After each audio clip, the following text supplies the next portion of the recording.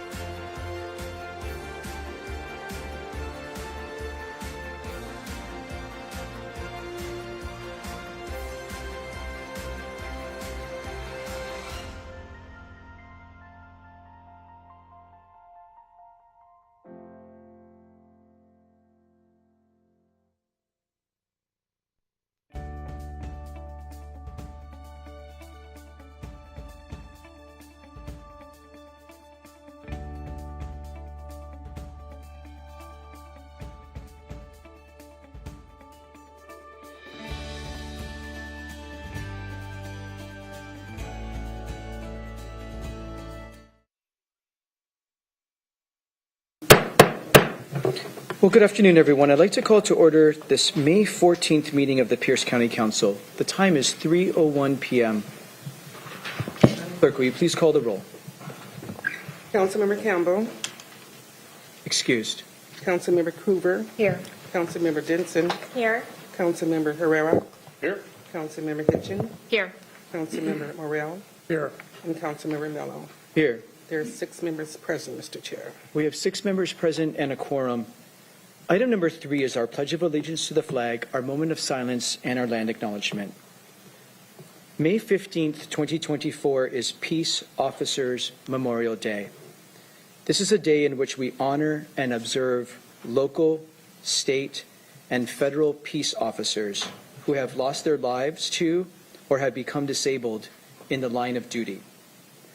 Our moment of silence today is dedicated to peace officers who have sacrificed their lives or who have been injured while serving and protecting our community.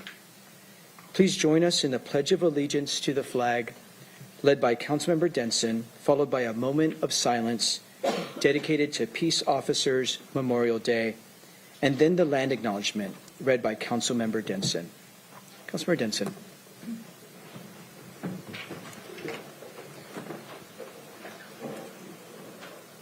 I pledge allegiance to the flag of the United States of America and to the republic for which it stands, one nation, under God, indivisible, with liberty and justice for all.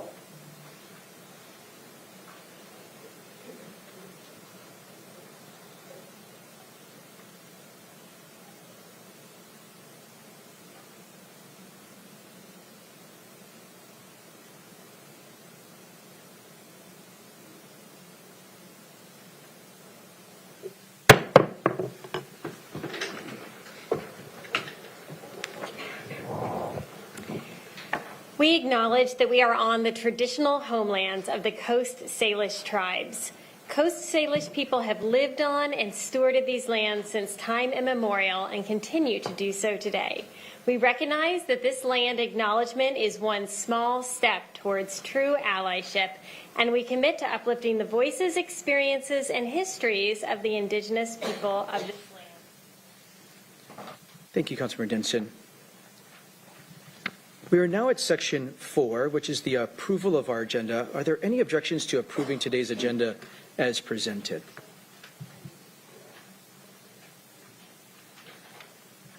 Seeing no objection, the agenda is approved. On today's council agenda, there will be multiple opportunities for public comment.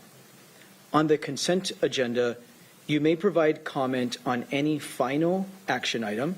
This does not include items placed on the consent agenda, simply for introduction or scheduling. On today's consent agenda, there are 3 sets of minutes for approval and 1 grant application. Those are subject to public comment. And then during sections 8 and 9 of the agenda, we will take public comment on each ordinance and resolution individually. And finally, under community forum, there will be an opportunity to address the council on any topic that is not on today's agenda.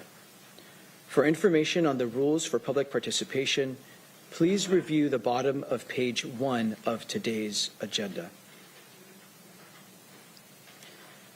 So that brings us to section 5, our consent agenda.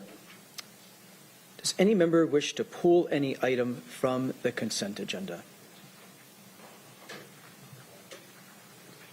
Seeing none, Councilmember Morrell for a motion. Mr. Chair, I move that we approve today's consent agenda. Second. It's been properly moved and seconded that we adopt the consent agenda. We're going to open this up for a public hearing on the consent agenda items only. Does any member of the public here in council chambers wish to provide comment on any item on the consent agenda? Not seeing anybody in council chambers. Mr. Dominique, anybody in our Zoom room?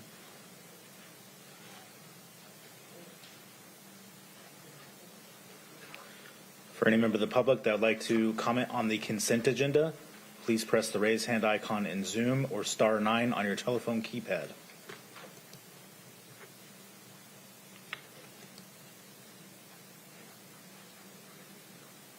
There are no hands at this time, Chair.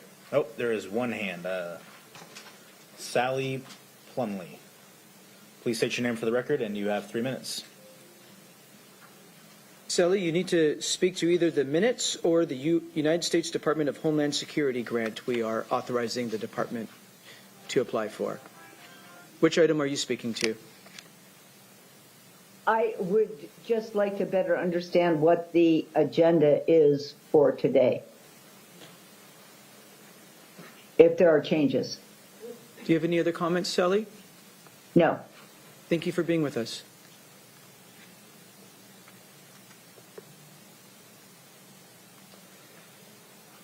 And there are no hands at this time, Chair. Seeing no hands, we'll close the public hearing, bring it back to the council. The agenda is, for those in council chambers, the agenda is published in the back of the room. It's also online at the council's website. If there are changes, they will be announced as we move through the meeting. I don't have any other information other than that at this very moment, but we will try to be as clear as we know how as we manage this meeting. Madam Clerk, will you please call the roll on the consent agenda? Councilmember Cruver, Aye. Councilmember Denson, Aye. Councilmember Herrera, Aye. Councilmember Hitchin, Aye. Councilmember Morrell, Aye. and Councilmember Mello. Aye. The result of the roll call vote is 6 ayes and 0 nays. On a vote of 6 ayes and 0 nays, the consent agenda is adopted. Under item 6, messages from the executive and other county elected officials, there are none today. That does bring us to section 7, proclamations, recognitions, awards, and presentations. Today, the council proclaims May 2024 as Hunger Awareness Month here in Pierce County. I'd like to call on Claire Aijin, Director of Development for the Emergency Food Network, to the podium as Councilmember Hitchin reads this proclamation into the record. Councilmember Hitchin. Thank you, Chair. A proclamation of the Pierce County Council proclaiming May 2024 as Hunger Awareness Month in Pierce County, Washington. Whereas access to healthy nutrition is fundamental to well-being of Pierce County residents and adults, children, seniors, active military, and veterans in Pierce County sought assistance in feeding themselves and their families twice as much in 2023 when compared to 2019, demonstrating a true hunger crisis in our community. And whereas it is important to address the food insecurity endured by children in Pierce County because the well-being of our children is an investment in our community's future health, educational performance, and economic vitality. And whereas local food pantries are currently serving an average of 249,800 visits every month from people struggling with unemployment, underemployment, and other physical and economic challenges. And whereas the Emergency Food Network must maintain its capacity to distribute more than 14 million pounds of food to its more than 75 partner food pantries, meal sites, and shelters every year. And whereas rising food costs affect Pierce County residents and the local emergency food system and have already resulted in increased visits to emergency food systems. And whereas the Pierce County Council allocated significant funding to the Emergency Food Network and other food assistance programs, enabling them to continue feeding food insecure individuals and families in Pierce County. Now, therefore, be it proclaimed on this 14th day of May, 2024, by the Pierce County Council that May 2024 is hereby designated as Hunger Awareness Month in Pierce County, Washington, and we encourage all community members to support Hunger Awareness Month and recognize the Emergency Food Network and its allies for their outstanding service, leadership, and commitment to providing food for the residents of Pierce County. Let's give them a round of applause. Claire, thank you for being with us. We would love to hear remarks from you. Yes, thank you so much, Councilmember Hitchin, Chair Mello, and the rest of Council for declaring May as Hunger Awareness Month in Pierce County. At EFN, we're asked all the time if things have gone back to normal since we all went through the pandemic in 2020, and the unfortunate truth is we are seeing hunger like we've never seen before in this community. We're seeing over 240,000 visits from folks who are experiencing food insecurity, and we were seeing 114,000 a month in 2019. So the situation is truly dire. Any one of us who's gone grocery shopping recently has seen that basic foods are more expensive. Housing is more expensive. Everything costs more, but wages are not keeping up at that same rate. And so everyone across the community can see how this crisis is growing. We celebrate or recognize May as Hunger Awareness Month in Pierce County because 70,000 students across the county are about to lose access to the free and reduced cost breakfasts and lunches that they get at school. And so families need more help during the summer to help keep their kids fed when school is out. This month we had a hunger walk on the first Saturday of May, and people can participate in that virtually through the end of the month. Just last Saturday, the Letter Carriers Food Drive collected food to go out to our partner programs across the county, and members of council are out supporting. Thank you so much for doing that. Folks can get involved by volunteering at Emergency Food Network, volunteering at one of their local food pantries through the end of the month. We also have a tour happening at Emergency Food Network this Friday at noon where people can see our operations, see all the great food that we have, the new warehouse that we just built this year, and learn more about the work that we're doing in the community to make sure that no person goes hungry in Pierce County. Thank you. Thank you, Claire. Thank you for the great work at Emergency Food Network. Are there remarks by council members? We'll begin with Councilmember Hitchin. Thank you, Chair. Thank you for being here and for all the work you do. And I just want to acknowledge and thank any of the volunteers that are delivering, packaging, donating, that walked, that picked up food during the letter carrier aspect of the work just this weekend. It takes a village to help support. And I had often wondered why we did it in May, and your answer makes such perfect sense. I know we often participate and see food drives happening in the holiday season. The holiday spirit is upon you, and there is a need for increased food in that time.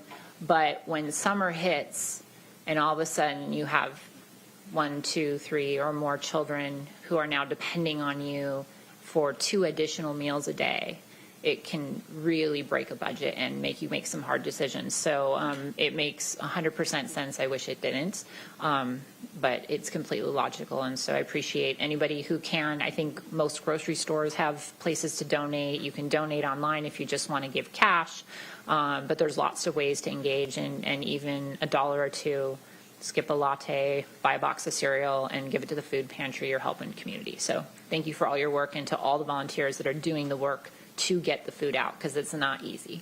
Thank you, Chair. Thank you, Councilmember Hitchin. I too want to really thank the really critical role Emergency Food Network does to support all of the food pantries and the whole ecosystem throughout Pierce County. Are a really critical role in the network. Many of us were also able to get out to the new warehouse in Lakewood, which increases your capacity by 40%. It is a massive operation. And there's so many generous companies and individuals out there who keep that food flowing to the system. So congratulations. It was fun to be out with the letter carriers in University Place this weekend. Full letter carrier trucks coming back to home base to unload and be ready to help feed hungry people. So a lot of generous folks out there. Thanks to everyone who participated, and thank you for all the coordination to support every corner of Pierce County. We'd invite you to come up here and get a photo with us and accept this proclamation.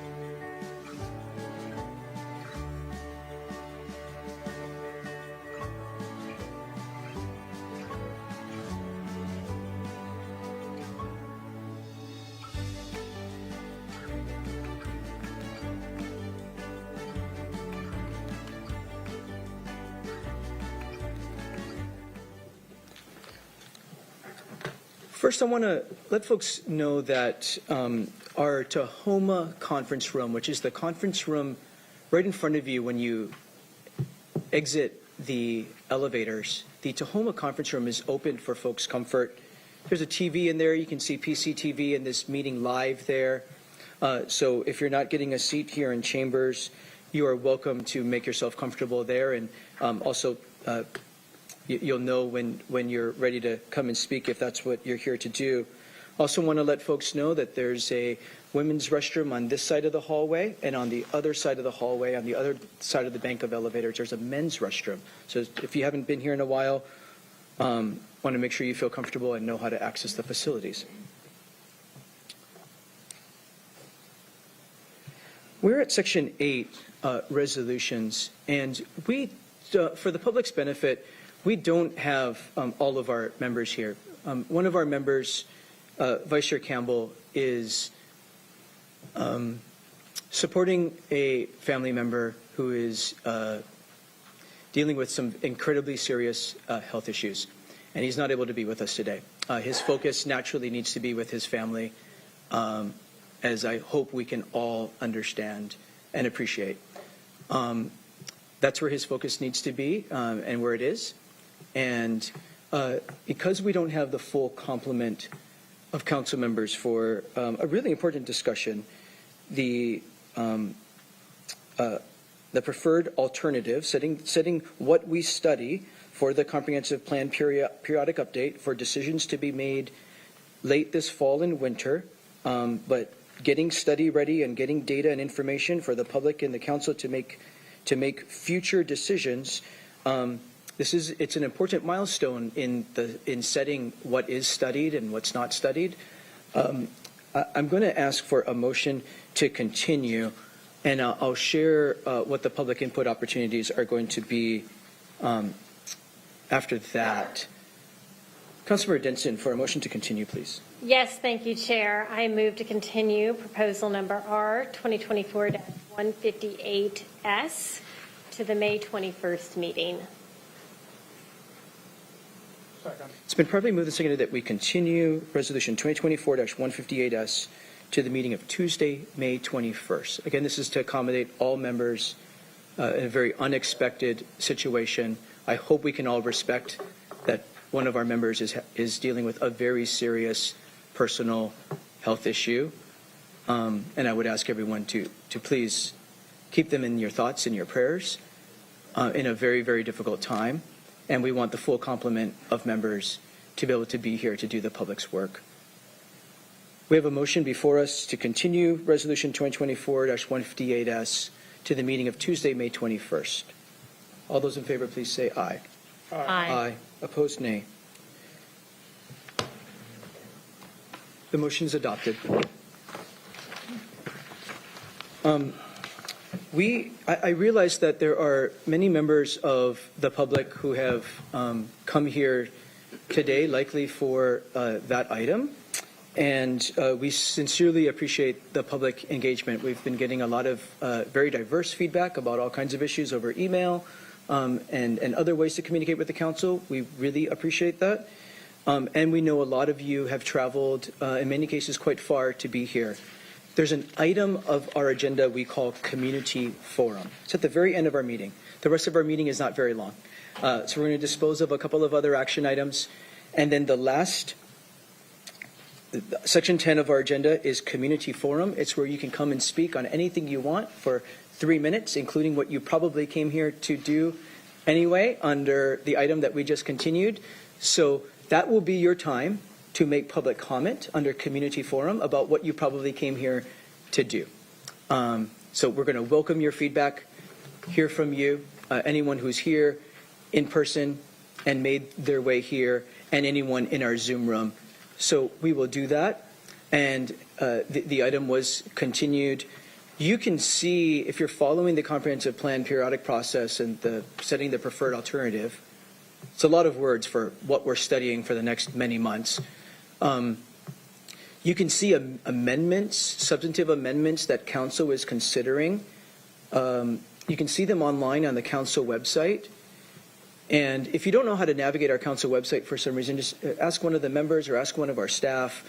They'll be able to help navigate that so you can see what we're debating and see the actual text of amendments that are up for consideration next week. We want to make this as transparent and accessible to folks as possible. So all the amendments that we were prepared to debate this evening are on the council's website. You can see them for yourself. All that business will be continued to next week's meeting, Tuesday, May 21st at 3 p.m. again. Thank you again. Please seriously keep Vice Chair Campbell and his family in your thoughts and prayers. It's a very serious situation that his family is enduring right now.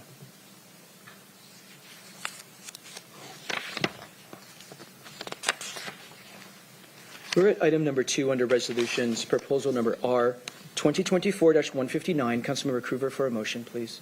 Thank you, Chair. I'd like to move R 2024-159. It's been properly moved and seconded that we adopt resolution 2024-159. Madam Clerk, please read the title. Proposal number R 2024-159, a resolution of the Pierce County Council setting the date of an evening District Number 3 Council meeting for Tuesday, July 30, 2024 at 6:30 p.m. at the Pierce County Skills Center, 16117 Canyon Road East, Puyallup, Washington. Thank you. Thank you. Ms. Long, to brief the council. Thank you. Good afternoon.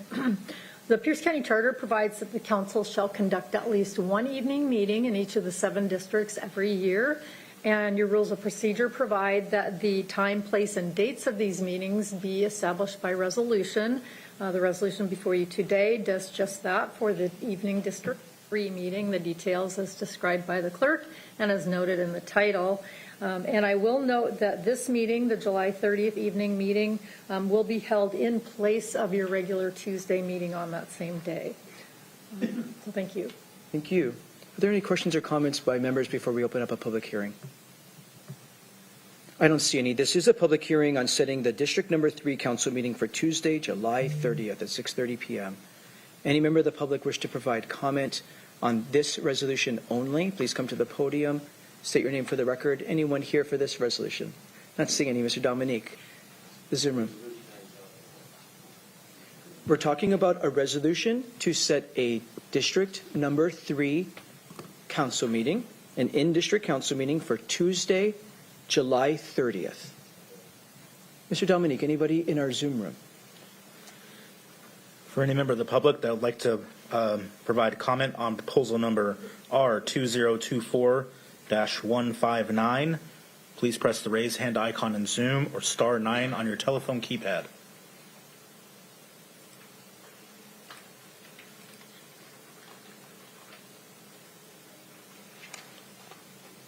And there are no hands at this time, Chair. Seeing no hands, we'll close the public hearing, bring it back to the council. Are there final remarks by council members? Seeing none, Madam Clerk, will you please call the roll? Thank you. Councilmember Hitchin. Aye. Councilmember Morrell. Aye. Councilmember Hoover. Aye. Councilmember Denson. Aye. Councilmember Herrera. Aye. And Councilmember Mello. Aye.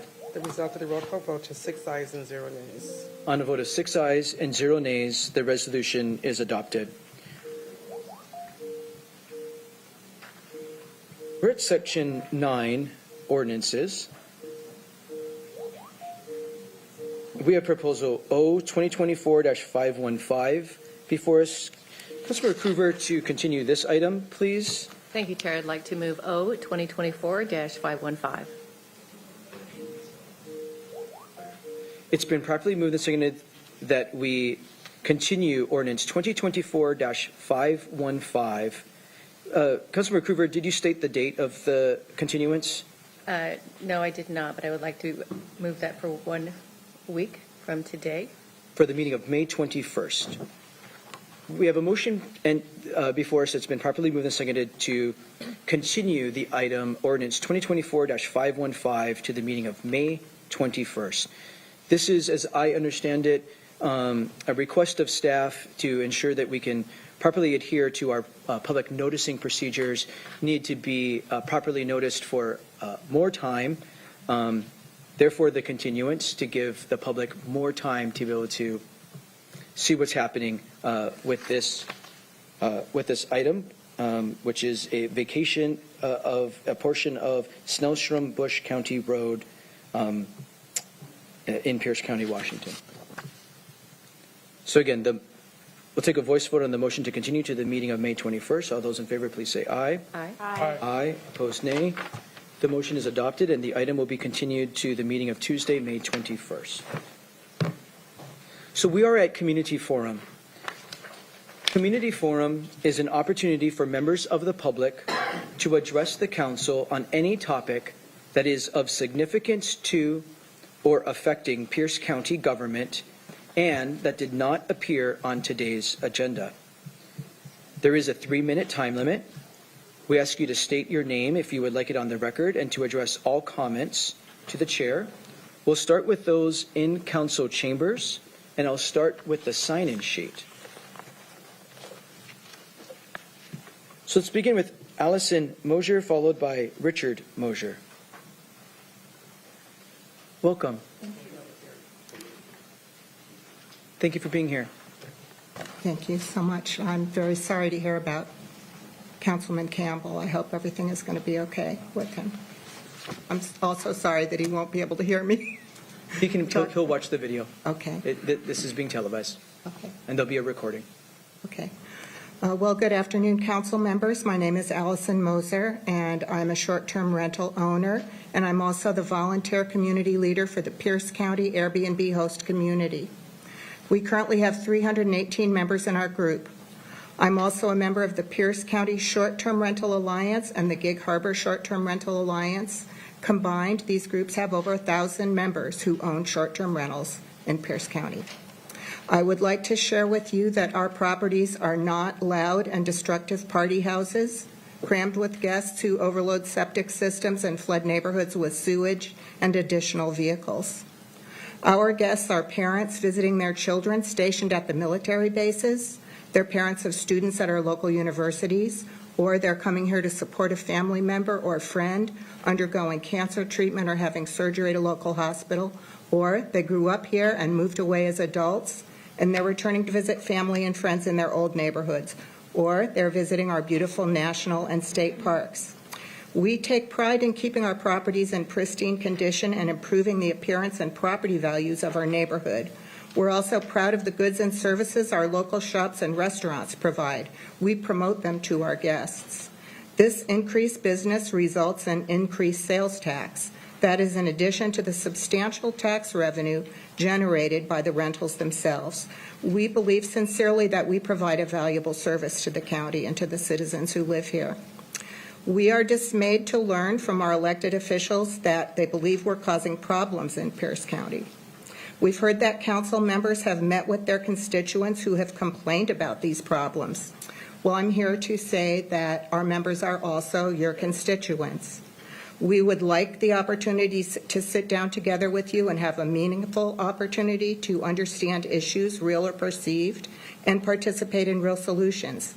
We don't feel that can adequately happen with a compressed hearing schedule that gives us 3 minutes before we get the gong. Members of my group are eager to share information and help become a part of the solution. We ask for an opportunity to understand exactly what these problems are. Your planning department filed a report with data showing that these problems don't exist. Their recommendations were rejected at the hearing on April 29th. We understand that the county has some pressing real challenges to be tackled and addressed in the comprehensive plan, and that you have just a few precious weeks and months to finalize this plan. We hope that the council is looking for real solutions to these problems and not a scapegoat to blame for them. There's a saying that if you don't get a seat at the table, it might be because you're on the menu. We're asking for a seat at the table. We care deeply about our county. We are deeply rooted and invested here.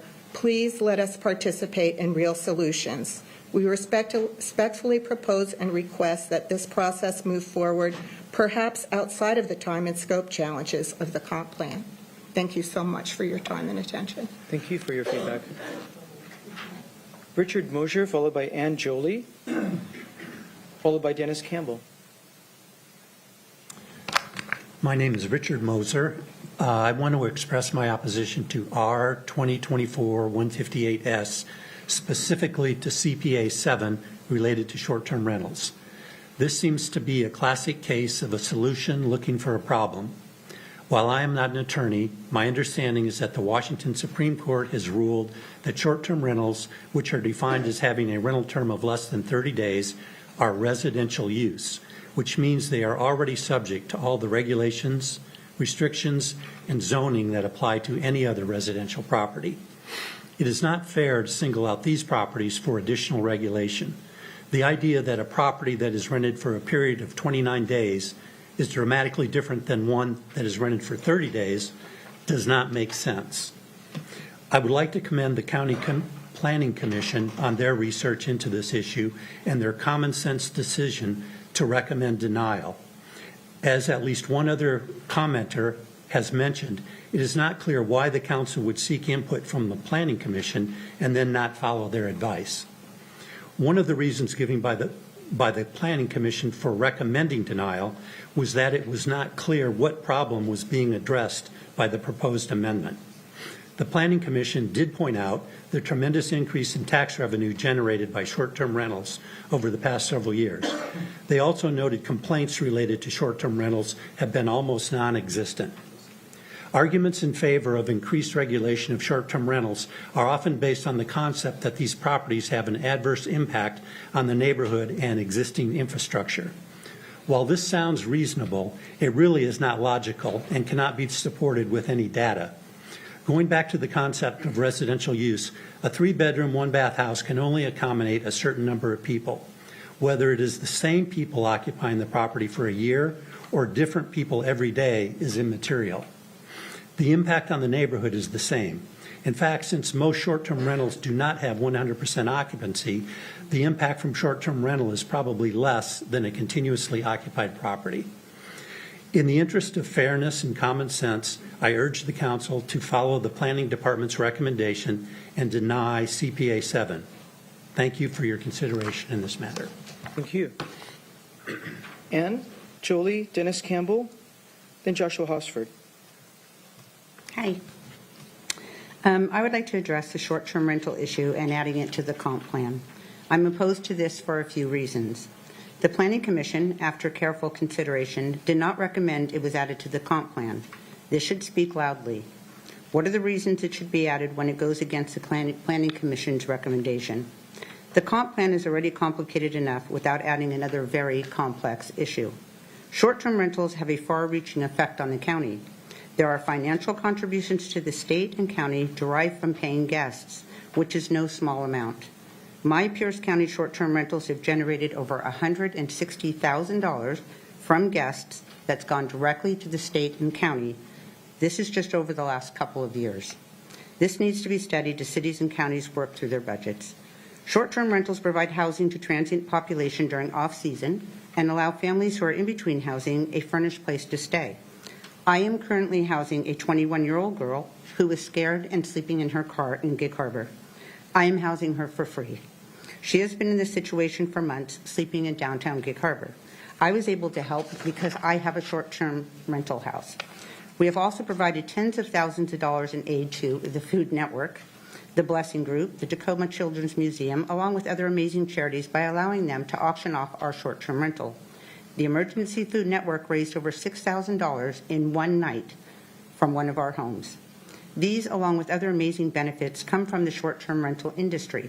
We have housed for no charge over 26 families from reasons from a child with terminal cancer wanting to see some seals to a home that flooded and the family cannot find a big enough place to stay for them and their 6 children.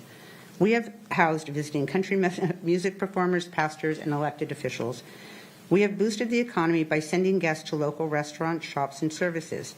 The people who buy the tourist things like the cutting boards and the T-shirts that say your local name are visitors who are staying at short-term rentals and hotels.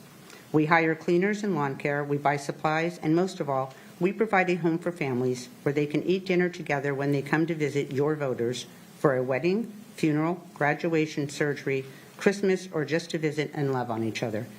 Why are we such a big target? What is driving this? Who is driving this and why? What is the rush? This feels like an ambush. We do not deserve to lose our property rights without at least understanding what the problem is and be given an ample opportunity to address and work together to solve these issues. We do not want to fight. We want to work together. We understand that things change, but we want to be part of the change, not feel like it's being pushed through our throat for political ambitions. Please listen to your voters. Do not include this issue in the comp plan. It's a complicated issue with far-reaching effects. It does not affect just the owner of the short-term rentals. It affects all those thousands of families who have friends and relatives that come to stay in Pierce County. Thank you. Thank you. Dennis Campbell, then Joshua Hosford. Hi, my name's Dennis Campbell, and I'm here to oppose to the R 2024-158 resolution that you have.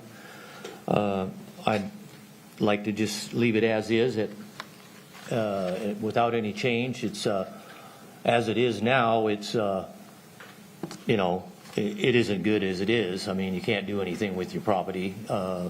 I bought my property many, many years ago with the intentions of subdividing and doing something with it someday in the future. And, it seems like the county gets more restrictions all the time on you to what you can do with your property. And I think it's just got way out of hand. And they're not looking out for the people in the rural areas. And I just don't think we should change anything with what we have going now. What we got now isn't that good. So I'd just like to give you that for my information. Thank you. Thank you for being with us. Joshua Hosford, followed by Sean Egan, followed by Thomas Moore. If you wish to speak, Thomas.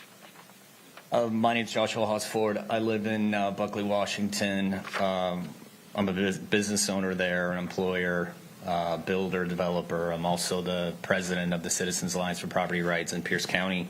I've spoken a lot over the last 3 months about this issue.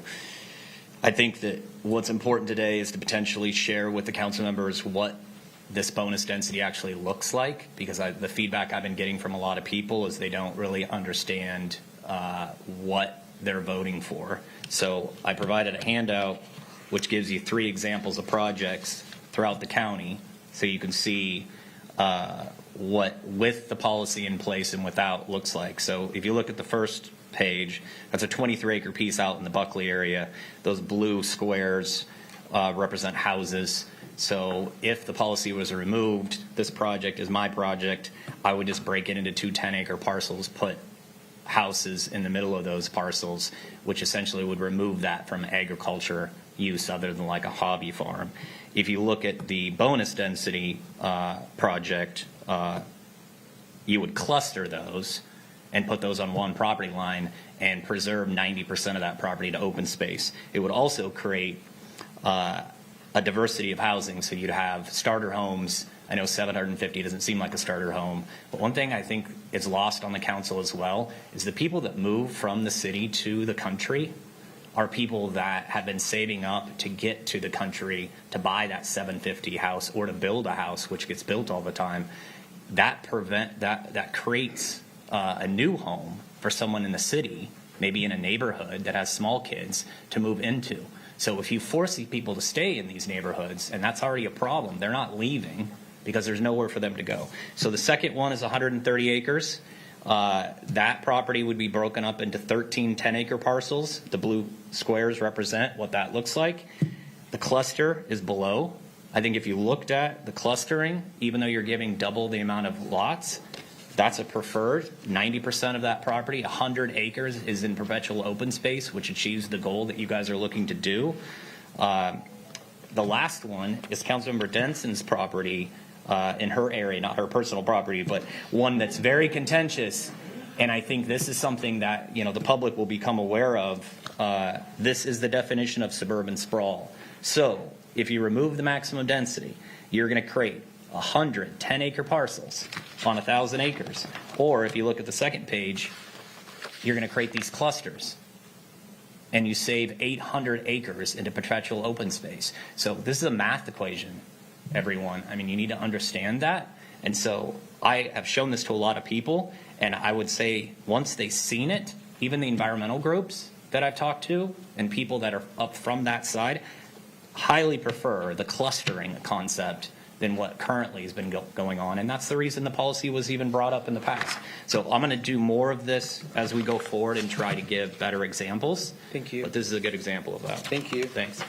Sean Egan, then Thomas Moore, if you wish to speak, then Rachel Neville. Good afternoon, Mr. Chairman and members of the council. My name is Sean Egan, and I'm here today on the behalf of the Port of Tacoma. Also wanting to focus on Proposal 158S, but on a different topic, and that is Amendment 19 that was approved in committee with regards to the Canyon Road Extension Project. My apologies for that. The completion of the Canyon Road project is a high priority for the Port of Tacoma. It is included on the Commission's list of bridge and road priorities here in the county. It is something that our Commission has voted on because we recognize that the completion of that corridor provides a last-mile connector between the manufacturing center in Frederickson and our marine cargo facilities on the Tide Flats, allowing those manufacturers easier access to international markets to be able to sell goods. Now, we recognize that a large complex transportation project like Canyon Road may need to be staged. And if you are going to stage, it may make sense to say, okay, what's going to go first in line? Let's deal with the Milroy Bridge. Obviously, it's in a state of urgency. It's in a state of disrepair. We need to deal with Milroy Bridge first. However, we would suggest that you do not need to do that through the comprehensive plan. You simply can accommodate that through the budget process to say, this is where we're going to spend our money at this given point in time. If you take a look at other transportation projects around the state, and I might point to something like State Route 167, that project got staged as well, but at no point in time did the state remove later stages of the corridor from their state transportation improvement plan. So we would suggest keep it in the plan. If Milroy Bridge needs to go first because it's in a state of disrepair and there's a sense of urgency, then address that through the budget process, fund that first, but continue on the commitment to be able to make sure that this last mile connector, this last mile freight corridor is completed. Thank you. Thank you, Mr. Egan. Thomas Moore, do you wish to speak? No, thank you. Thank you for being here. Rachel Neville, then Mercy Olson, then Nancy Slotnick. Welcome. Hi, thank you so much. My name is Rachel Neville. I am speaking on behalf of a group. I know that usually allows 10 minutes. I don't need a whole 10 minutes. I'm closer to 4. You have 3 minutes to make your comments. Okay. I've been a short-term rental host for 8 years now. I started my journey by renting out my own home while I was away on vacation, and now run several suburban short-term rentals in Pierce County. Some stay short amount of time, others stay months while they are searching for housing or rebuilding their own homes. The homes I rent out as a short-term rental are all homes I've lived in myself. I moved my white family into these white communities and lived happily and harmlessly in these communities. Now, not all my neighbors are thrilled about my homes being open to the diverseness of the world to rent. I know it's not conscious, but I only receive complaints when my guests are not white.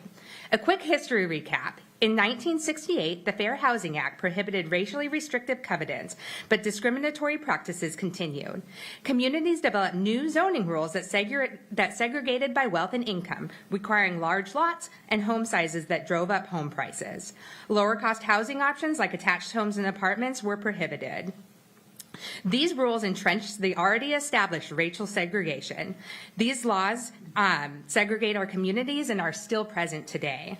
I personally own 3 of these homes that I think are all in white communities that were developed because of these laws.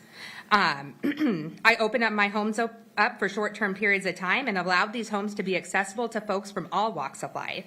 They are respectful to the community and they serve as huge assets to adding to the diversity and tourism that our area so needs. We are being met with the not in my neighborhood witch hunt. These regulations have been proposed by individuals wanting to, quote, preserve the character of our neighborhoods. I don't think they are ill-intended, but regulations should not be based on intentions, but on results. It is my understanding that the representatives from District 6 and 7 are leading and championing these initiatives. It's important to point out that these districts, according to my research at piercecountywa.gov/about District 6 or 7, are very high income compared to national average and majority white. District 7 is almost 87% white. I think their constituents has unconsciously decided that guests from all walks of life do not belong in their communities, and again, not in my neighborhood. I encourage you to not utilize septic capacity guidelines to regulate short-term rentals. There are currently no health or safety issues related to STRs. No health or safety issues related to STRs when it comes to septics, and will simply be a hidden way to regulate and cause housing discriminations like our government forefathers have done time and time again. In Pierce County, everyone should be welcome in every neighborhood we have. And as the council members, it should be your motto that everybody is in Pierce County is welcome, and that we don't segregate our neighborhoods. Thank you. Thank you. Thank you for your comments. Mercy Olson, then Nancy Slotnick, then Lloyd Rowe. Mercy? Maybe I'm not pronouncing the name. Marcy, excuse me, Marcy. Marcy Olson. Not here?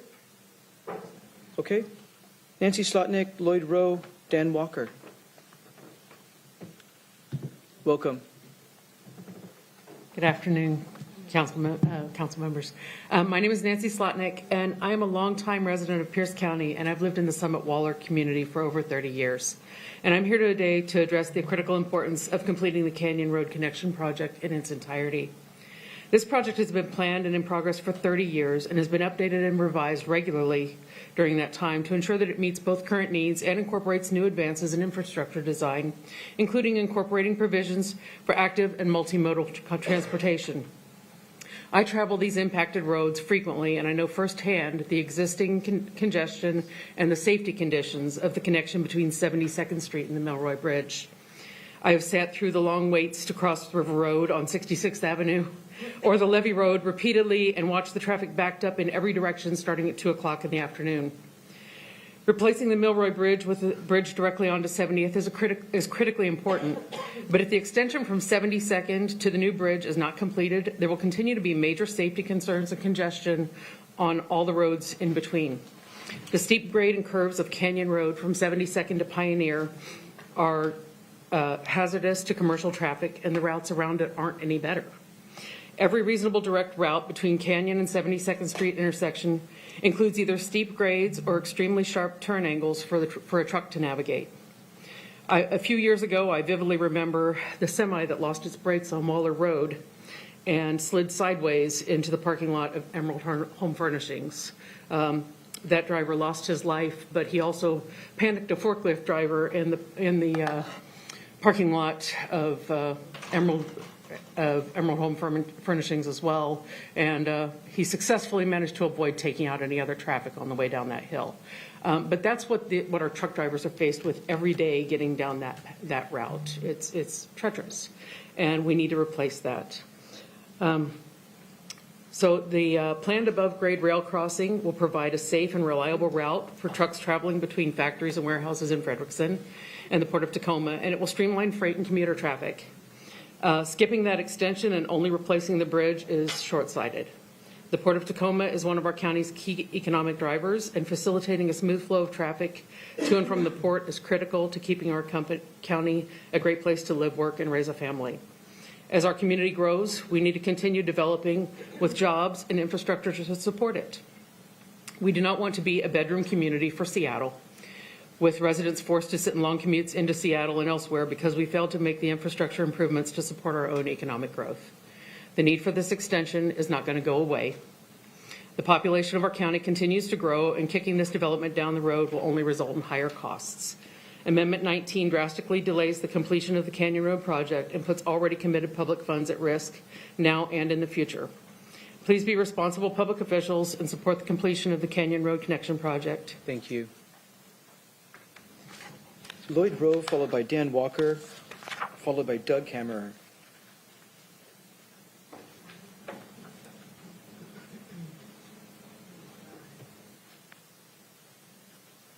Good afternoon. My name is Lloyd Rowe. I live on Webster Road. I got one of these little cards in the mail from the Citizens Alliance for Property Rights. They're pretty blunt about what they have to say. It says that the council wants to destroy my retirement. It says that you want to restrict generational housing. You want to raise property taxes. and you want to divert road taxes. Well, I don't know anything about destroying my retirement, but I do know about generational housing. There are a lot of families, not mine, but a lot of families that have children that they would love to have build a home on their property. All right, our property is already zoned R10, which means you can have one house on 10 acres. Okay?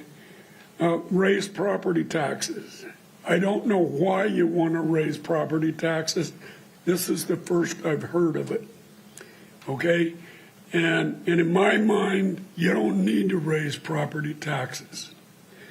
Okay? Then it says that you want to divert road taxes to build bike paths. Why do we need bike paths when we have roads that are in such terrible condition? Have you driven down Yakima Avenue lately? It's like driving down the road in a horse and buggy with a horse and being bounced all over because the road's so rough. There's a stretch on Meridian Highway where it's at 273rd. Okay. It's so rough that it shakes you to pieces when you cross over the top of it. In my mind and in my way of thinking, money should be spent for needs, not wants. A bicycle path to me is a want. I don't want it, but I need roads. All of us do.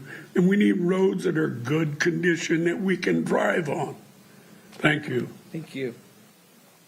Dan Walker, Doug Kammerer, and then Matthew Morrison.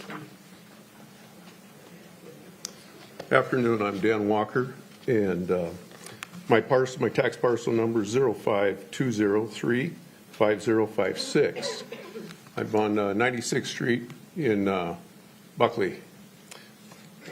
One of the things that first concerned me is how is it that I get a notice like this from a private citizen, but yet the county has, we're talking about stuff that's going to affect us significantly in our retirement, as the gentleman before me said.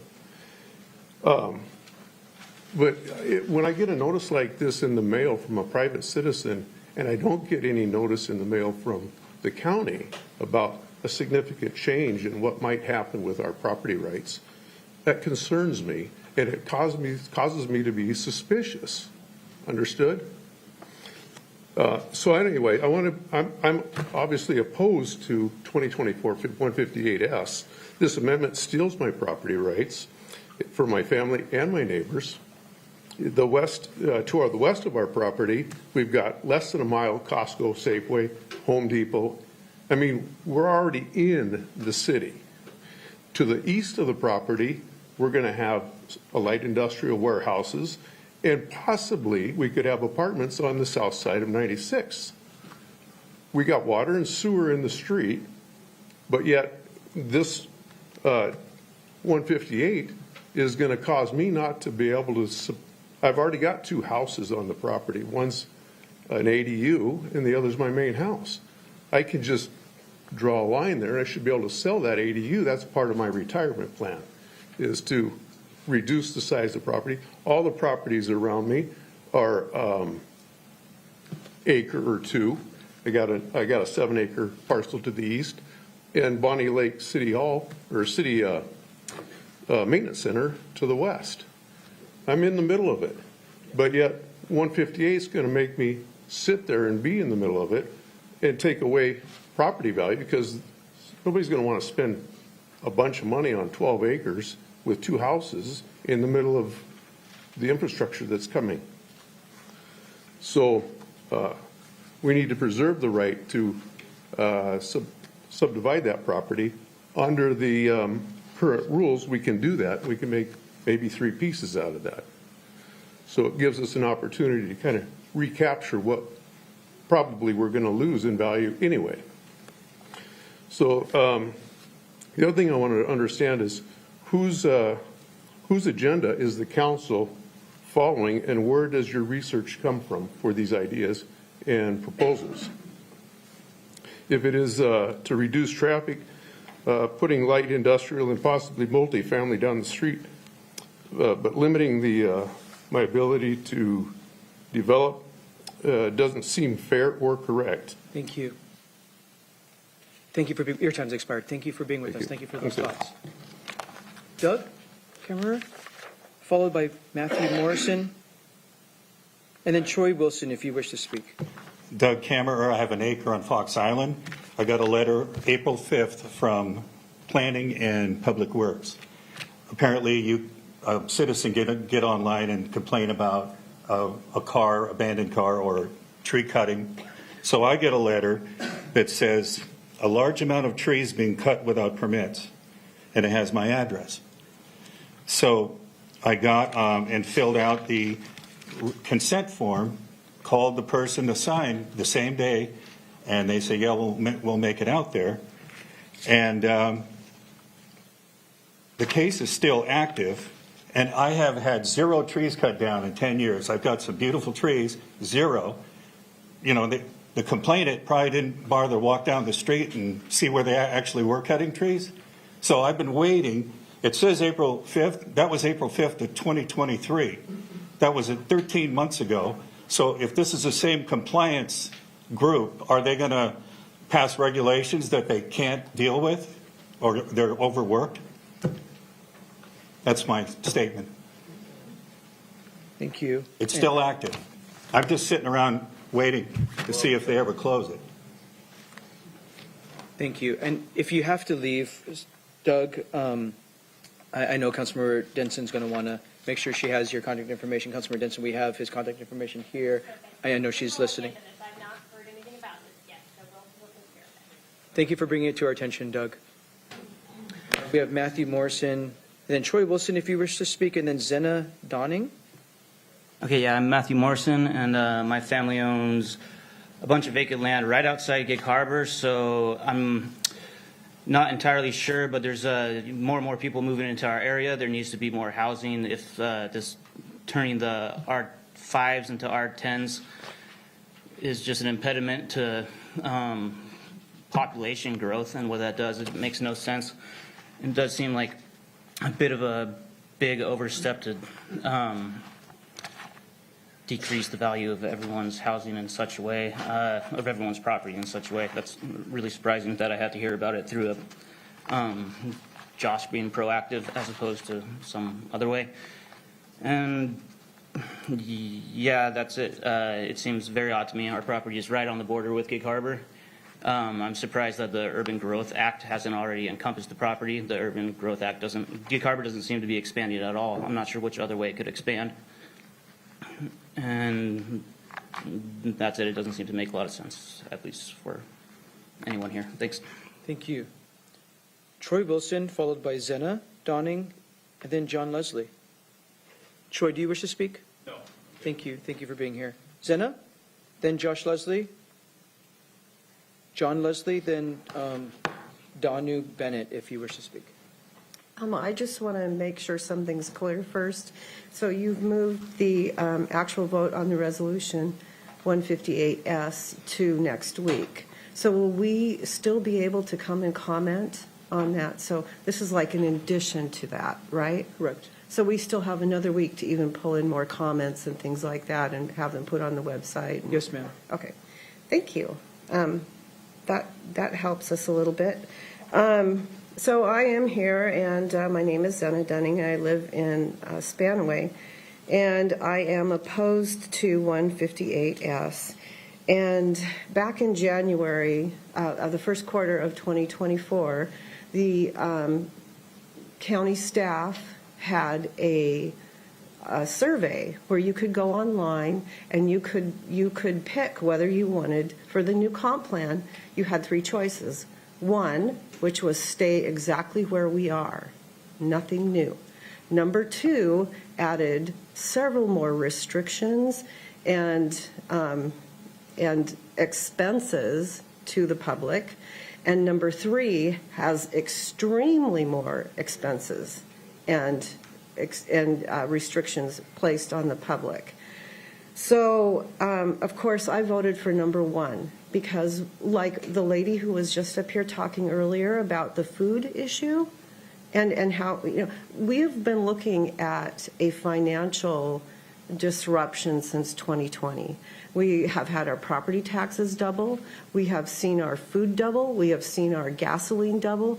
And the items in option 2 and option 3 are going to be very expensive.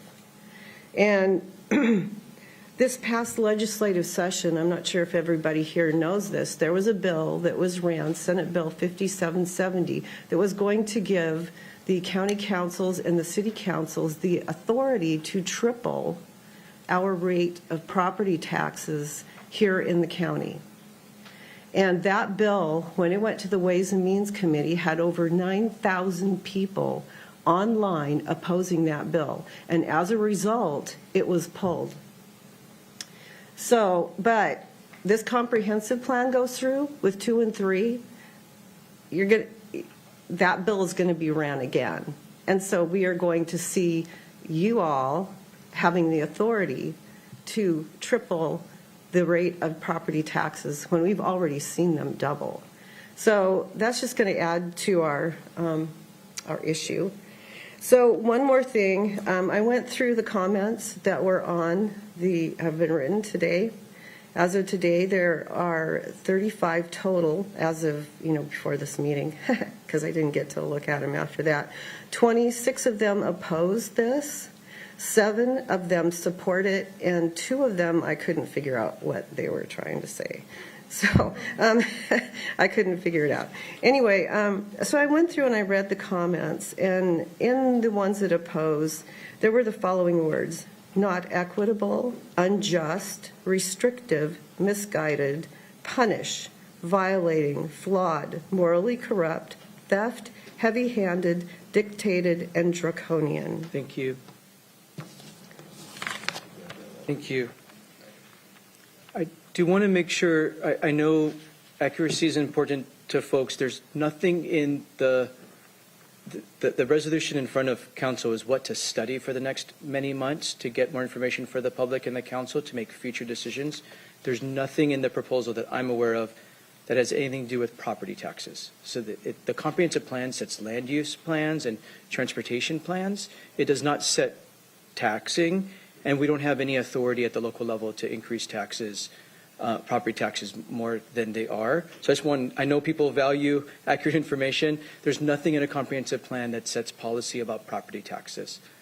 And the state legislature sets limitations on property taxes. So just want to make sure folks have accuracy. Really appreciate everyone coming and saying whatever's on their mind as it relates to Pierce County government. It's important that we have accurate information in front of us so that folks can deal with good information. John Leslie, then Donu Bennett, and then Patrick Ammon. Thank you. My name is John Leslie. I'm a lifetime resident of Pierce County. There's so many things in this comprehensive plan that the average citizen can't comprehend them. But in the 3 minutes I have allotted, I'd like to address the transit issue that's kind of spread out through this whole thing. The most important part of the transit thing that I'd like to point out at the top level is that the plans in option 2 and 3 to implement transit in such a heavy degree literally steals life from the residents of Pierce County.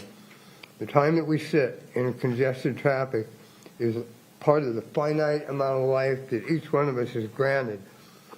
That cannot be repaid.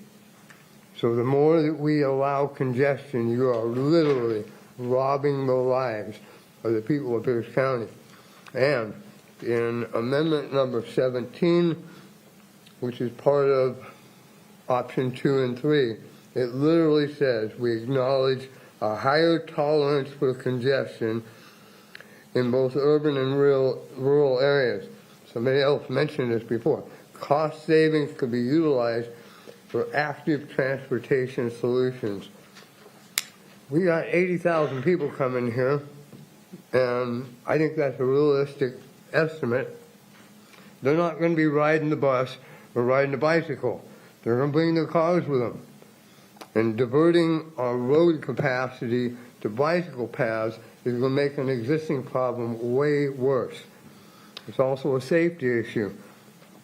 People who are just trying to get where they need to go can't get there on our main arterials anymore because they're over-congested. So they divert out into residential areas to try and get where they're going. Meridian, Canyon, Pacific, they're all full to capacity. So Meridian, people come over to 94th, take that as a side route. Canyon Road, people come over my road, Waller Road that we just spoken about, packed. When you live right on that, you might have moved there when it was nice and peaceful and quiet. I was just down on Spanaway Loop Road the other day, trying to talk to somebody standing this far away from me, and I can't hear them. It is a de facto freeway. The transportation element makes that way worse. I'm old enough to remember when transit was promised to us to solve our congestion. That didn't work. And expanding it is going to make an existing problem way worse. I'm almost out of time. I'll come back and talk to you again on the 21st. I hope you will extend the same courtesy you've extended to Marty Campbell and his family to the rest of the council if they experience the same thing. Thank you. Thank you. Donu Bennett, followed by Patrick Ammon. Donu, do you wish to testify? Thank you for being here. Patrick, and then Lori Holman.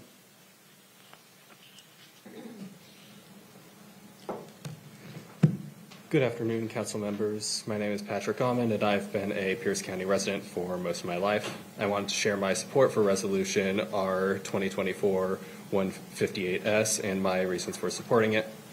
Under the current urban growth plan, high-density suburban housing has been constructed on traditionally rural land.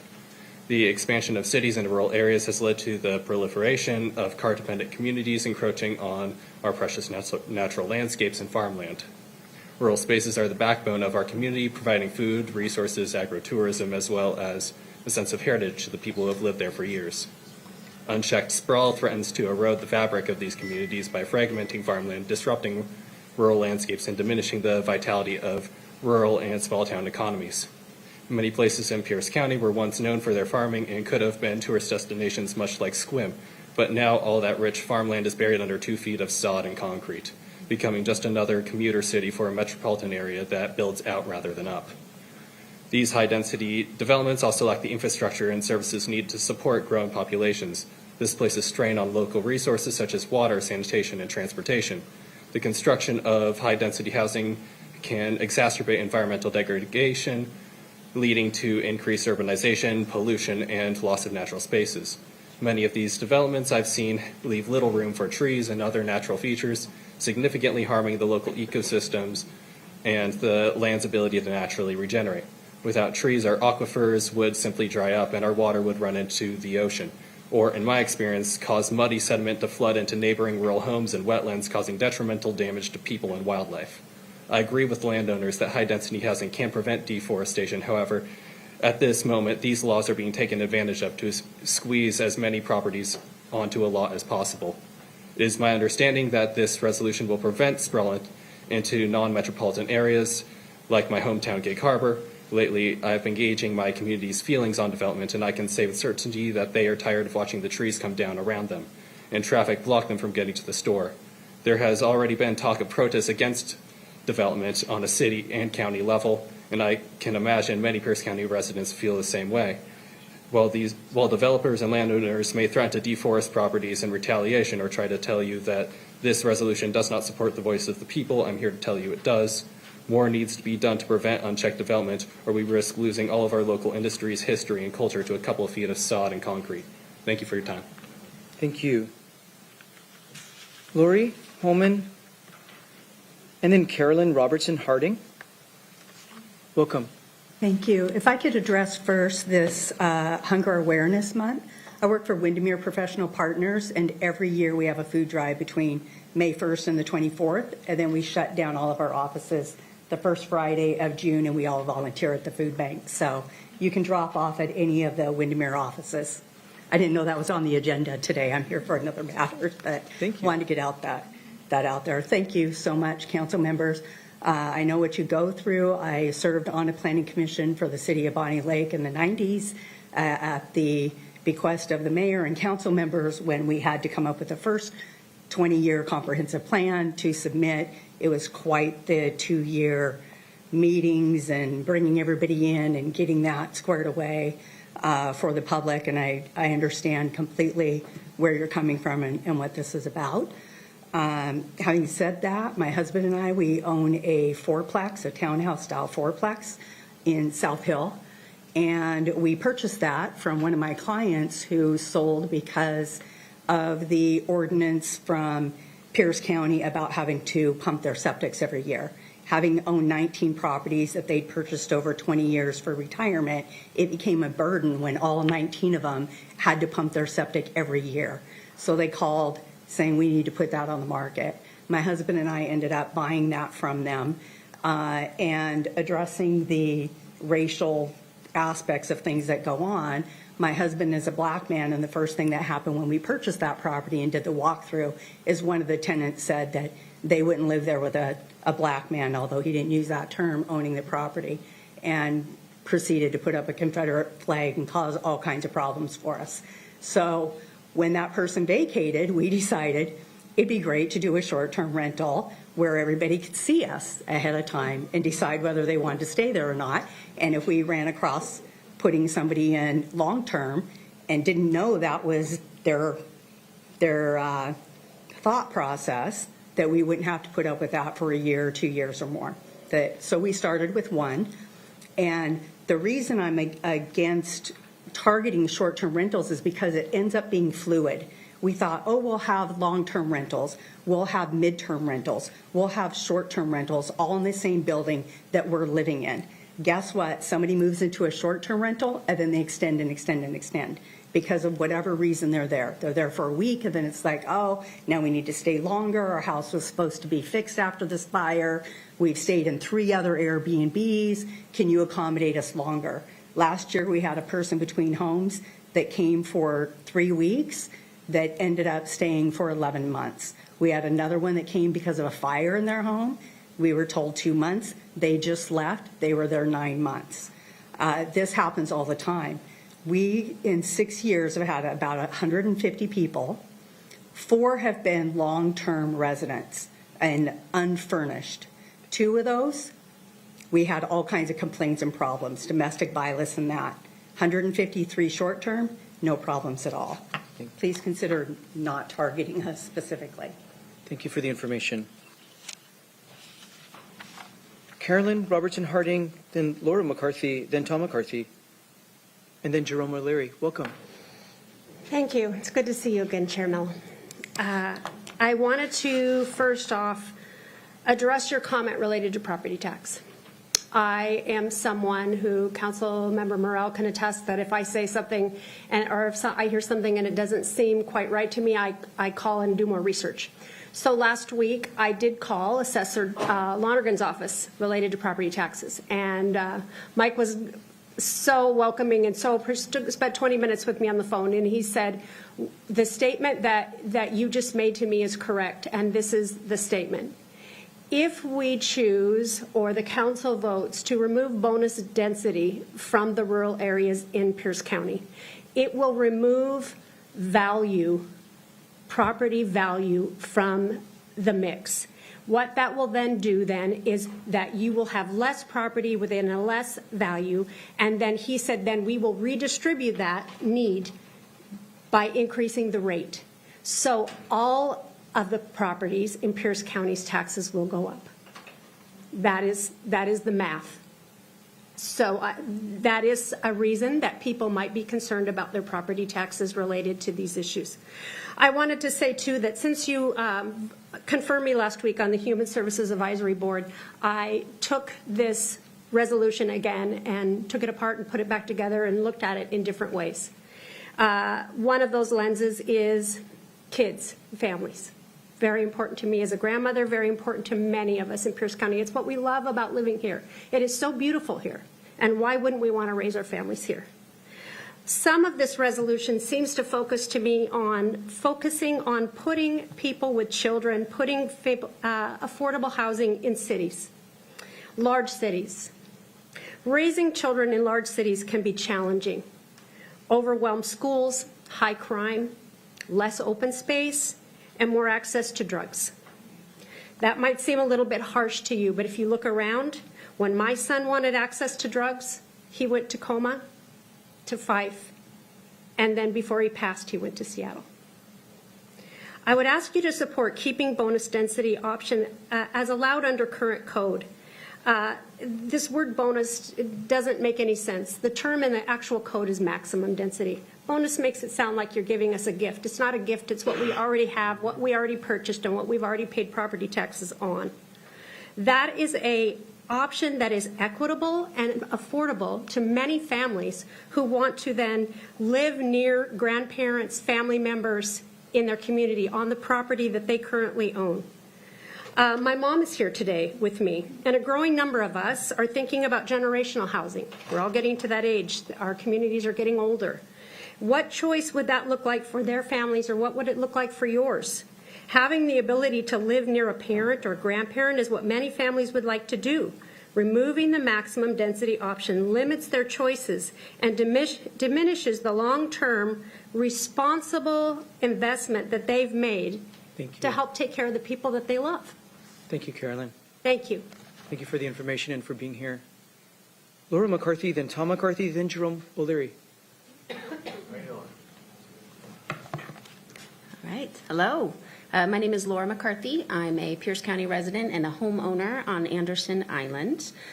So I have actually been a social worker for the last 20 years. I was a part of the Continuum of Care, the Tacoma Lakewood Pierce County, for a few years, and was the Veterans Steering Committee chair. And so I've worked with people who are homeless in a variety of different ways.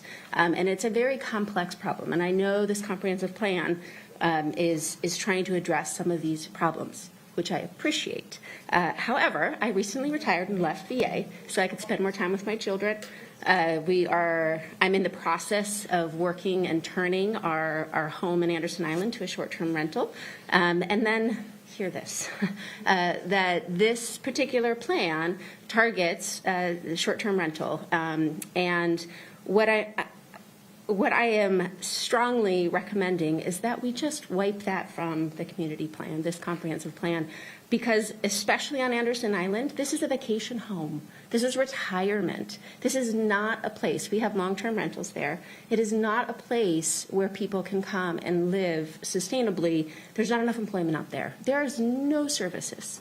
And so this is, it doubles, it triples, the population triples on Anderson Island during the summer because it's vacation weekend homes. And so by passing this, as written today, it is going to be disastrous for my family, disastrous for my plan to be able to sustain and support and not have to go and do full-time work.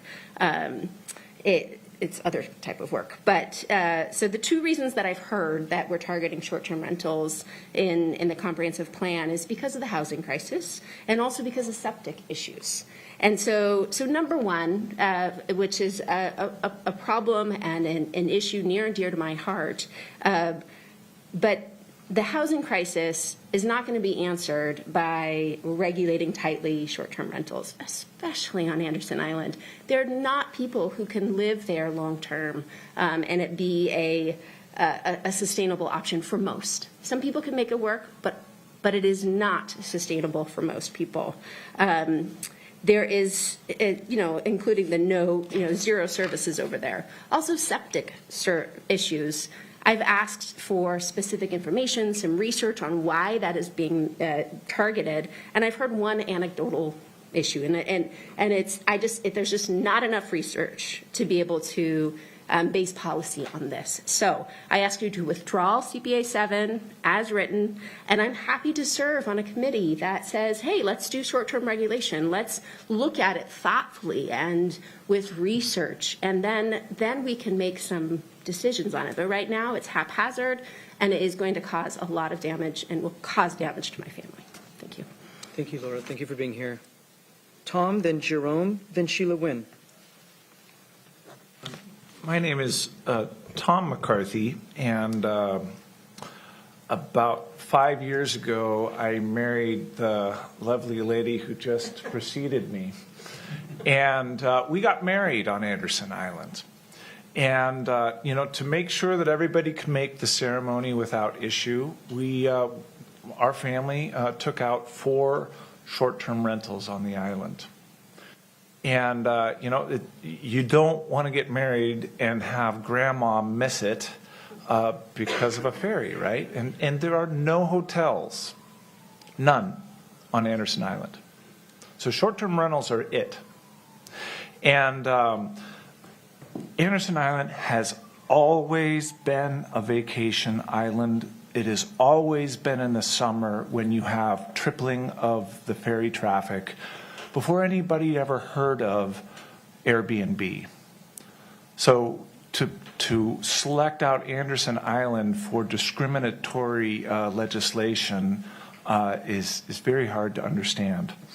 I think also, I think if you're going to restrict, if you're going to take away people's property rights, then you should really have significant research and justification for that, and that is just not the case here. I mean, one septic issue in Gig Harbor is a basis for discriminating against some houses that are short-term rentals. It's just not a wise option.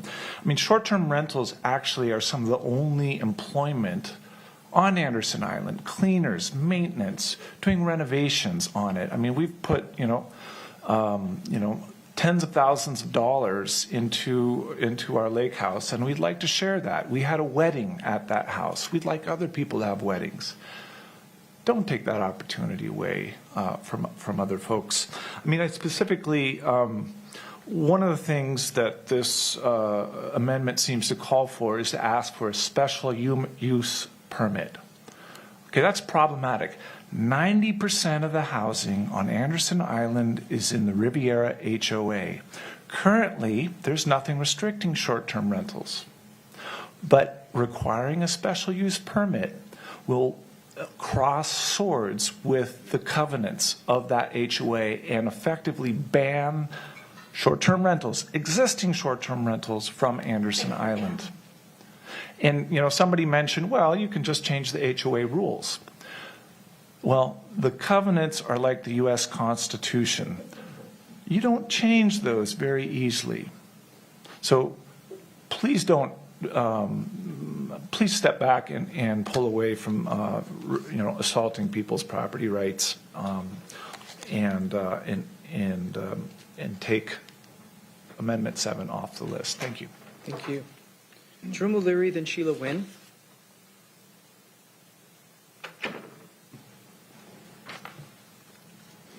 Good afternoon. I'm Jerome O'Leary. I live in unincorporated Pierce County and near Ording. My wife and I and our family have been lifelong residents of Pierce County.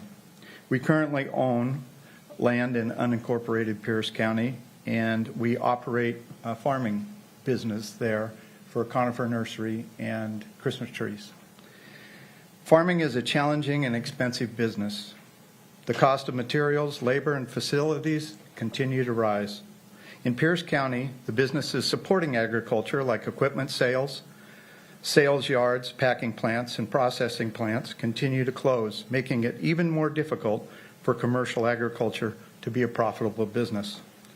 It's our experience that larger parcels of land are needed to have an adequate scale for planning and rotation of land to support commercial agriculture. Over the years, the council has made decisions to save farmland. We haven't seen as many decisions being made to save the farmer. That is why we are in favor of clustering of building sites. The clustering is a better operation for agriculture, as it only uses a small portion of the land, leaving the balance of the land open and available for planting or livestock. This clustering can be done in a tasteful way and can offer a win-win opportunity for persons looking to own a home outside of an incorporated area, while still leaving a useful parcel of land available for open space or agriculture. Additionally, we support the maximum or bonus density. that is currently in place. This additional density will offer additional homes for our projected growth and for residents of Pierce County looking to live in a rural setting while offering a greater value to the landowners themselves. Real estate, and specifically home ownership, has traditionally been a specific form of security and wealth generation for Americans. It creates neighborhoods and communities. Clustered development is a more economical means and provides a finished product that is not as costly as one house on 10 acres of land. This gives a greater number of Pierce County citizens the opportunity to consider buying a home at a more affordable price in a rural setting. While some residents of the county prefer to be tenants, there is no ownership or appreciation of value for the tenant. We ask that you leave clustering and maximum or bonus density as is. Please give our citizens a choice of how they are to live and where they want to live. Thank you. Thank you, Jerome. Sheila Wynn, followed by Robert Sutterly.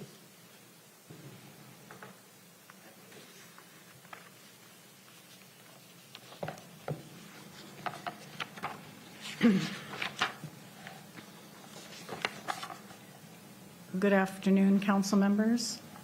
Thank you, all of you who are here today to testify, doing your civic duty, and my regards to Marty Campbell and his family at this time. I am here to testify about the Milroy Bridge and the Canyon Road extension. Again, my name is Sheila Wynn. I live at 3919 Waller Road East in Pierce County in the rural separator. And a lot of people have testified here about many things having to do with the impacts of Canyon Road construction, pushing the traffic onto the other rural roads. That is true. But it's also true that they're being used consistently to get to places south. We'll just put it that way. What I want to say is it's been 25 years since the last SEPA was done for this extension project. That's too long. I've been an environmental biologist for almost 30 years. I worked for the county for quite a period of time. And I know this is complicated. I know it's hard. But we need to do the things that we need to do scientifically with the information that we currently have. A lot has changed in 25 years. And we have climate change to deal with. I am interested in nature, so I'm always watching the water levels on the river. In springtime, it gets a little scary because you know the glaciers are melting and the snow is melting pretty quick because it's warmer out than it has been. I think we need to do a better job of studying that area that goes through the valley and through the flood zones. And I know the Milroy Bridge, and I believe the Milroy Bridge shouldn't wait. It's important to take care of that. I think it is a safety issue. And but I want to tell you a little story about something too. I have a 17-year-old son who says he's going to stay on our property. He wants to live there himself.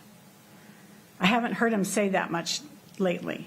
And I think it's because of the just sheer amount of growth that we're seeing in the rural separator and the traffic and all of that. Now, you would think that someone his age would think that Canyon would be a great thing. It's a wonderful thing to move the traffic back over on Canyon and the trucks and so forth.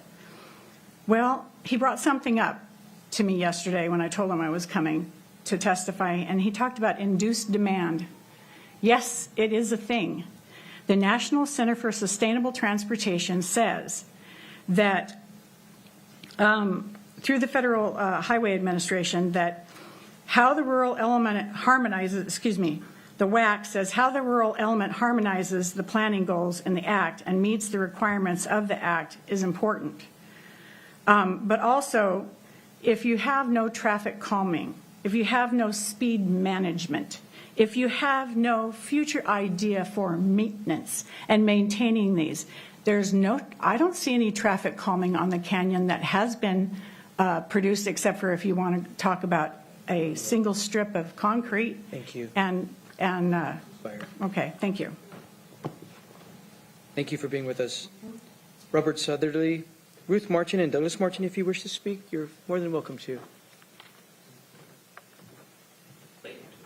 Thank you. My name is Bob Sudderth, and my wife and I live on the Highway 162 near Alderton. And we're here, we're concerned about the proposed removal of maximum density, or as you call it, bonus density. We live on 37 acres, which was homesteaded by Anitra's parents or relatives in 1880. We have a vested interest, of course, to keep as much of that in farm, agrarial form as we possibly can. But when we listened to testimony a couple of weeks ago, there was a call that came in on the phone. It may have been one of you, I don't know, that really apologized that this proposal would reduce the value of land, reduce the value of a homeowner's options. With 37 acres, we could have up to 3 houses, whether it's 1 per 10 acre or in a cluster of 3. The point is that this would not only reduce flexibility, but reduce our property values. The person on the phone feed, apologized for that, saying, "Boy, it's risky when you own property." Well, of course it's risky, but that risk should be part of market forces, not necessarily government fiat that tends to reduce the value and reduce our flexibility. Now, we lease our property, but it's not easy to keep all of this in farm land, which we want to do in honor and memory of the folks that went before us. We work to do that. We've spent thousands to update the survey, put in replace a 50-year-old fence, repair that fence when a large piece of equipment runs into it, or when a fisherman on their way to the Puyallup River decides to cut the wire, and as opposed so they don't risk, ripping a boot or something of that nature. But we are the people. My wife and I are the people that push the blackberries back, that take care of their perimeters, the horsetail, the noxious weeds, that sort of thing. It's a lot of work. We're not in it to make money. But also, too, we're getting up in years. Our collective age, our respective ages are 77, 78. In a few weeks, that'll be 78 and 79. At some point in time, taking care of the future, generation, we need to be able to do something with this property, to sell it, to enhance, our retirement for the rest of our lives. Not to leave a huge problem in the names of our 2 children who don't live in the area, by the way. So all I can say is that please don't do this. Property owners have rights too. You're empowered to restrict or take away some of those rights, but you're also empowered to protect them, to protect what we have now, to save them. And that's the path I'm respectfully asking you to take. Thank you very much. Thank you. Ruth Martin, then Douglas Martin. You're okay? Thank you for being here. Thank you for being here. I'm sorry, I can't, Thibodeau, last name Thibodeau, I can't read the first name. I'll take Thibodeau and come and do it. Welcome.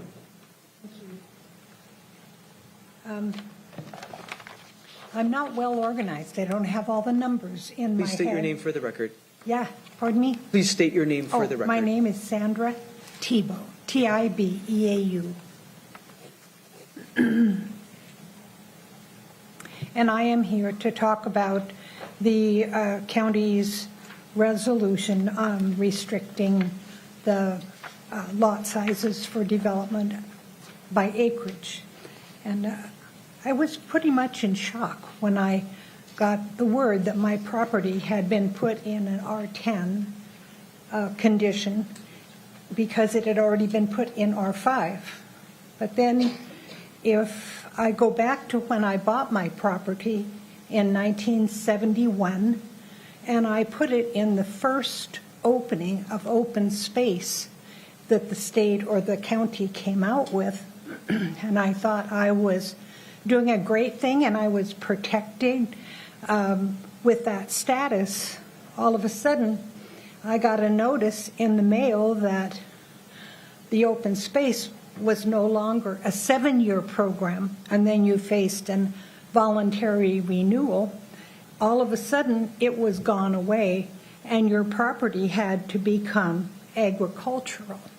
So I'm a cow milker, raised on a dairy farm, and I was at the time considering master gardener, which I've done since, and I have a nice piece of high-value agricultural soil property on South Prairie Creek that had guaranteed, grandfathered in irrigation rights. So I went ahead and I moved my property to agricultural. But doggone it, the next time I got a notice, it said, you can't take water from South Prairie Creek, whether it's grandfathered or not, because if you so much as alter the way that water is taken, you might get a baby fish. And if you do, or have the potential to, then you're going to get fined, $10,000 fine to change the head on our irrigation system.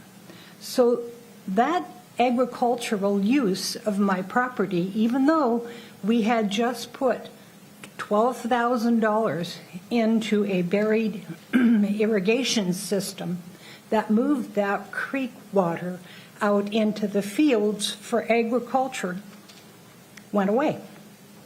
So it goes on from there. I feel like I have been personally attacked by the people who are in authority, making decisions on my property that I have had since 1971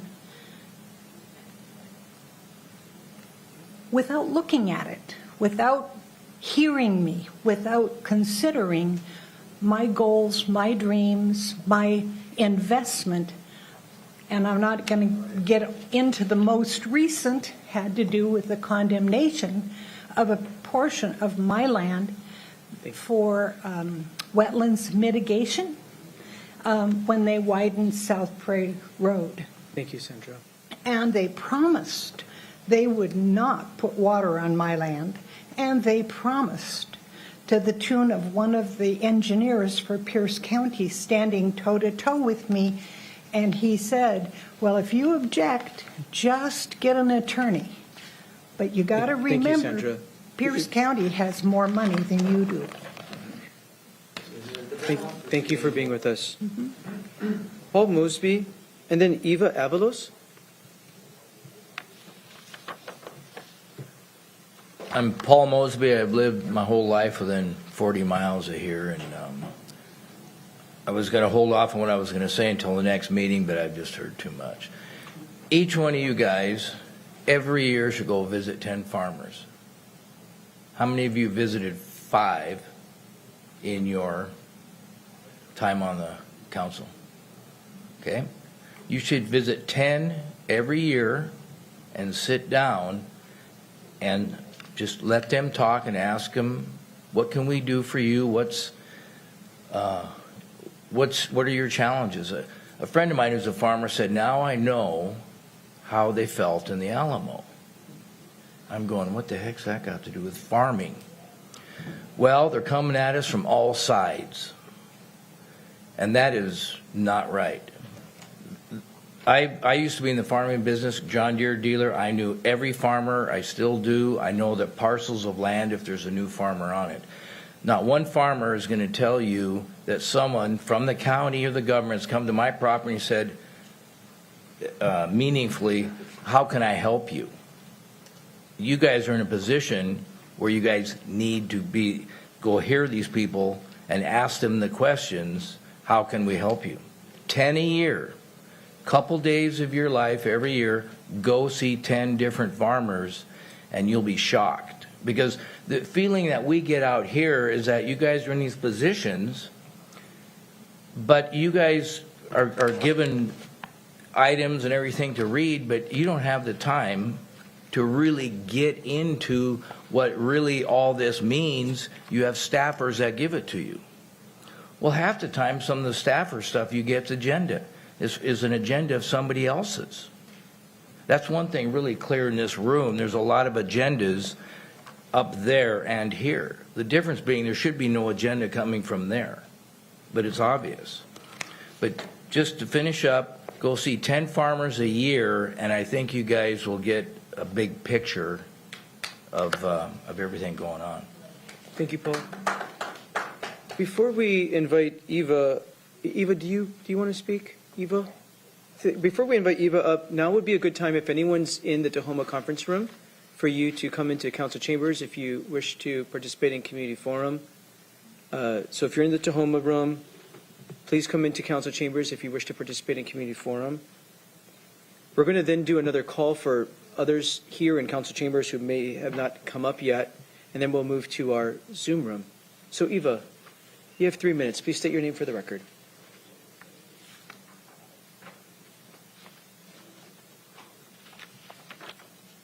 My name is Eva Avalos, and thank you, Councilor, for listening.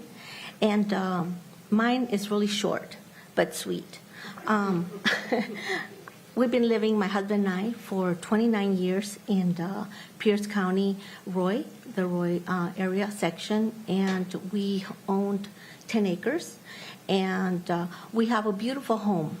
My husband and I, we decided to have that as a retirement, and I oppose on this. When I received this information, this little card, I couldn't believe it that how fast people can really, or a counselor or any other, that will have the ability of saying, I'm taking this away from you.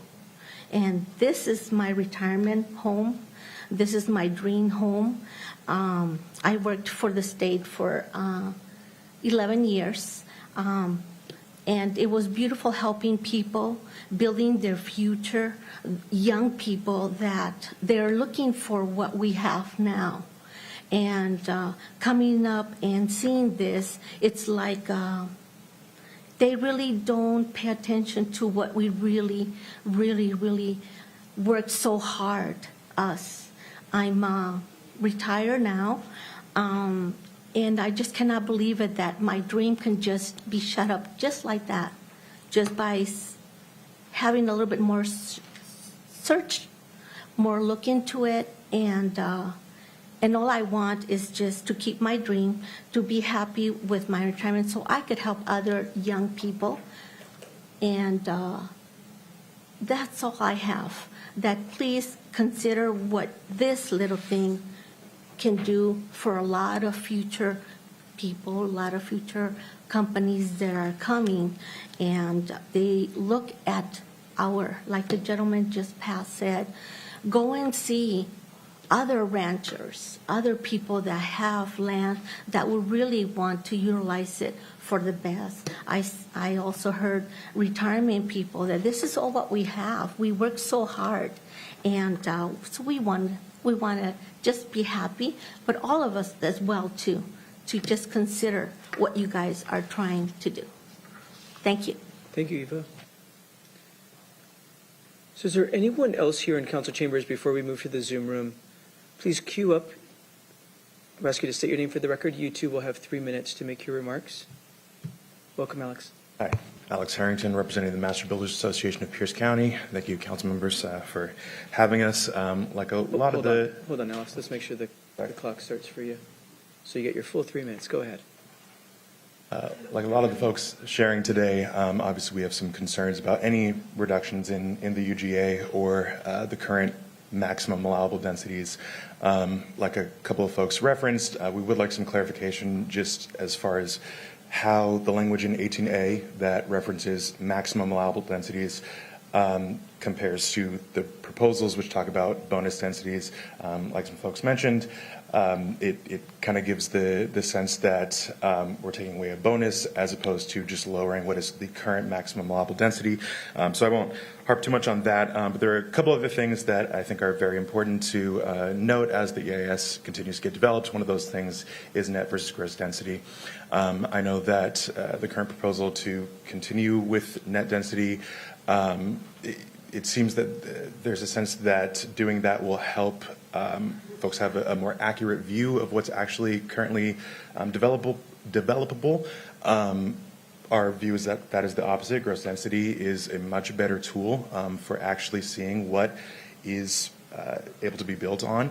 That kind of rolls into the urban sensitive overlay regulations, which you all want to lift to kind of get rid of some of those redundancies, which is good. We approve of that. We would just also suggest that you look into doing the same thing with the flood zones. There are already plenty of regulations on the books that that cover those issues, and adding more overlays, not moving to gross density, increasing wetland buffers, these things reduce the amount of buildable land. It reduces the level of efficiency that with which we can create new housing, which is something that we desperately need.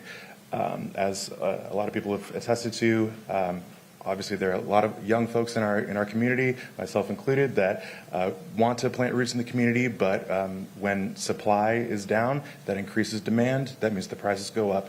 We need to do everything that we can to increase the available supply of housing. That means being efficient with our land use, so going to things like gross density, getting rid of overlays or not imposing overlays that are redundant and reduce those efficiencies and put up artificial barriers. And so just in general, I would urge all of you to keep housing at the forefront of your mind when you're making these decisions.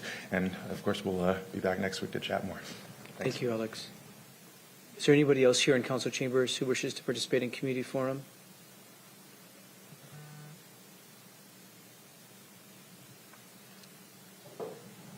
Okay, let's move to our Zoom room. There's several hands up in the Zoom room. Let's hear from them. All right, we have 10 hands raised. I'll go in the order as they appear on my screen.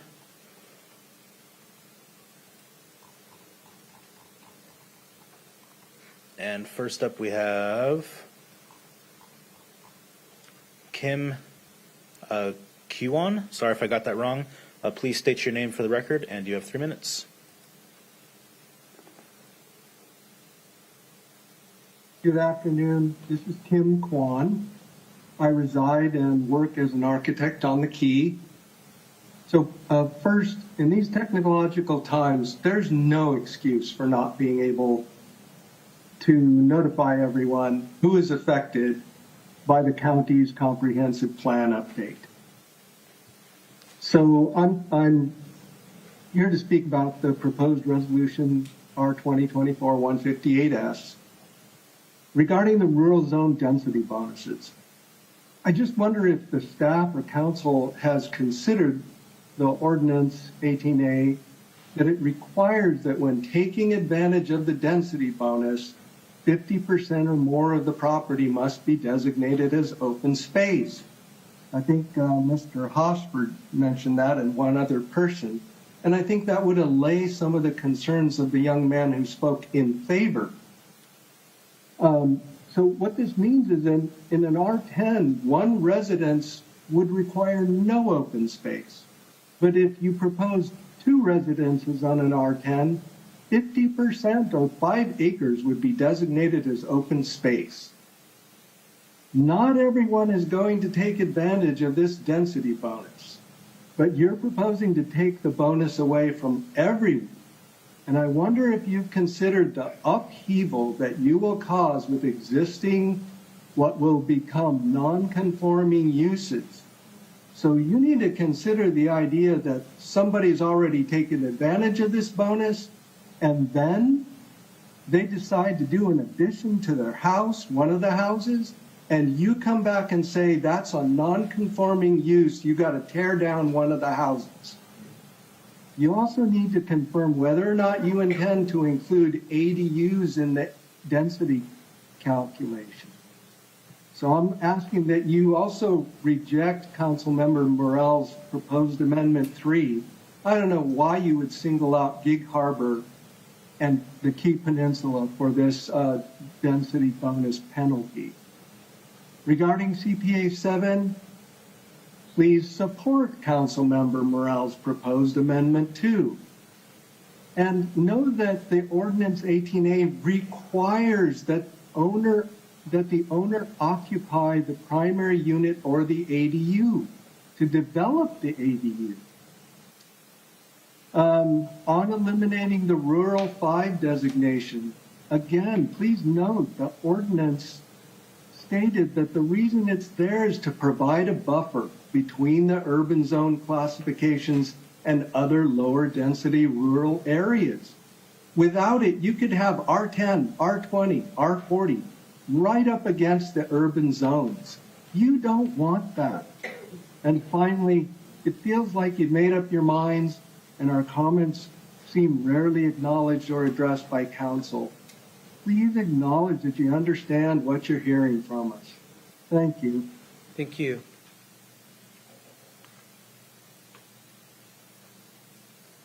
Next, we have Michael Swenson.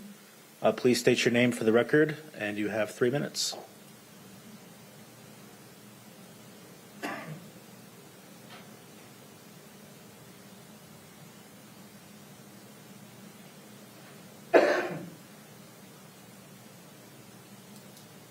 Michael, if you can hear us, you're on mute. Okay, can you hear me now? We can. Okay, my name is Michael Swenson, longtime resident of the same house for 20-some years in Tacoma in the North End. I'm also a landlord, so I've kind of seen kind of both sides of the equation on the short-term housing situation. I've heard a lot about, from people that are opposed to the additional restrictions that are being proposed. I'd be willing to bet that most, if not all, of those in support of this, or in non-support of this initiative, have lived next to a short-term housing situation that went bad. I, for one, I've seen it on both sides. I've lived next door to a house that was originally a family we got to know over the years. They were there for 35 years. They retired and moved away, and then suddenly the house is, weekend rentals. And we had a revolving door of people living next door. And it's not what I signed up for 20 years ago. And, and it's not I've heard some mentions of, white neighborhood and different races coming in. For me, it has nothing to do with race. It has everything to do with just respect. And I've also owned, I have a fourplex in Tacoma, and I tried doing the short-term rental thing. And, maybe 80% of the time I was pretty successful in getting good people in there, and they were respectful to each other. But there's always that, that one person that comes in, or family that comes in, or a partier that comes in that you didn't expect or didn't anticipate, and they destroy the piece of the building for that weekend. Even if it's just a weekend, it feels like forever. So for me, and so I decided to not even do that anymore. We're not doing short-term rentals anymore because the risk is too low for the rest of the people that just want peace and quiet. So I'm still living next door to a short-term rental. Now, thankfully, we've had several months of peace and quiet and respect and friendliness, but there's all that anticipation of who's next. Who's the next person that's going to be next door, 10 feet away from my house.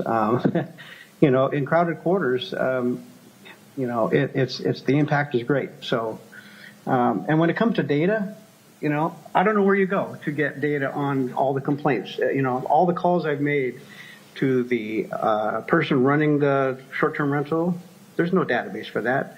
All the times I've called the police and they've come out, and it's just something that they don't know how to deal with. It's just a domestic thing. Sometimes it's a domestic shouting match between a husband and a wife, or boyfriend and girlfriend, or whatever.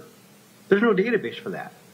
So, yeah, it's hard to pull data on the good or the bad when it comes to short-term rentals. And maybe that's something that needs to be talked about in the future. If, as far as regulation, maybe there should be a centralized database where all people who own short-term rentals, and I understand running a business, I understand you want to make a profit on your property. Some people have 100 properties under their name and they're managing them all. I don't know how they can make sure that every single tenant is respectful. So for me, I welcome restrictions simply because I've experienced it firsthand. And I'd be willing to bet many of those in support of or not in support of these changes or more restrictions just haven't experienced it like I have. Thank you, Michael. Thank you for being with us. Thanks.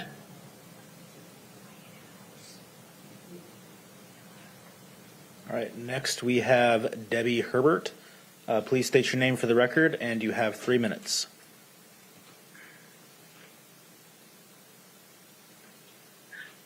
Hello, and thank you for this opportunity to speak. My name is Debbie Herbert, and I'm speaking in opposition to R2024-158S. I ask that you withdraw CPA 7, short-term rentals, or rewrite in more general terms to leave open further in-depth study and community engagement about STRs in Pierce County. I don't understand why, if the Pierce County Planning Commission already said no to this, that it is being brought forward again. Please ask yourselves before voting on this, what problem this resolution is trying to resolve, and will it be effective? If the assumption is that it will help the affordable housing shortage, that belief is sorely misguided. It will do the opposite, making it worse, since it will consider banning newly constructed ADUs. At some point, those units will very likely become long-term ADUs.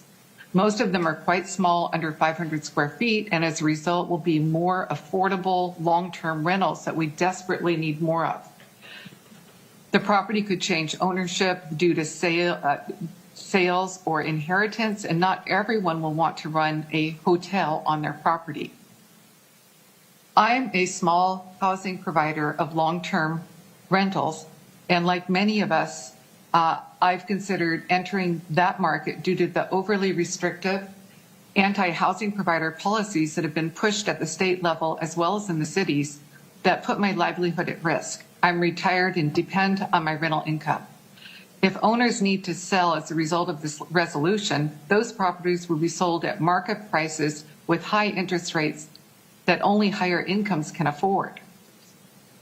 And STRs do fulfill a very important need, especially in the rural areas. Where will people stay? If these units are reduced, customers will go to neighboring counties, hurting other local businesses and reducing B&O tax revenues, as well as sales tax. Regulation should always encourage new construction, not eliminate it, nor discriminate against property owners of current STRs that have devoted major cost and efforts towards funding their retirements and livelihoods. Thank you very much. Thank you, Debbie.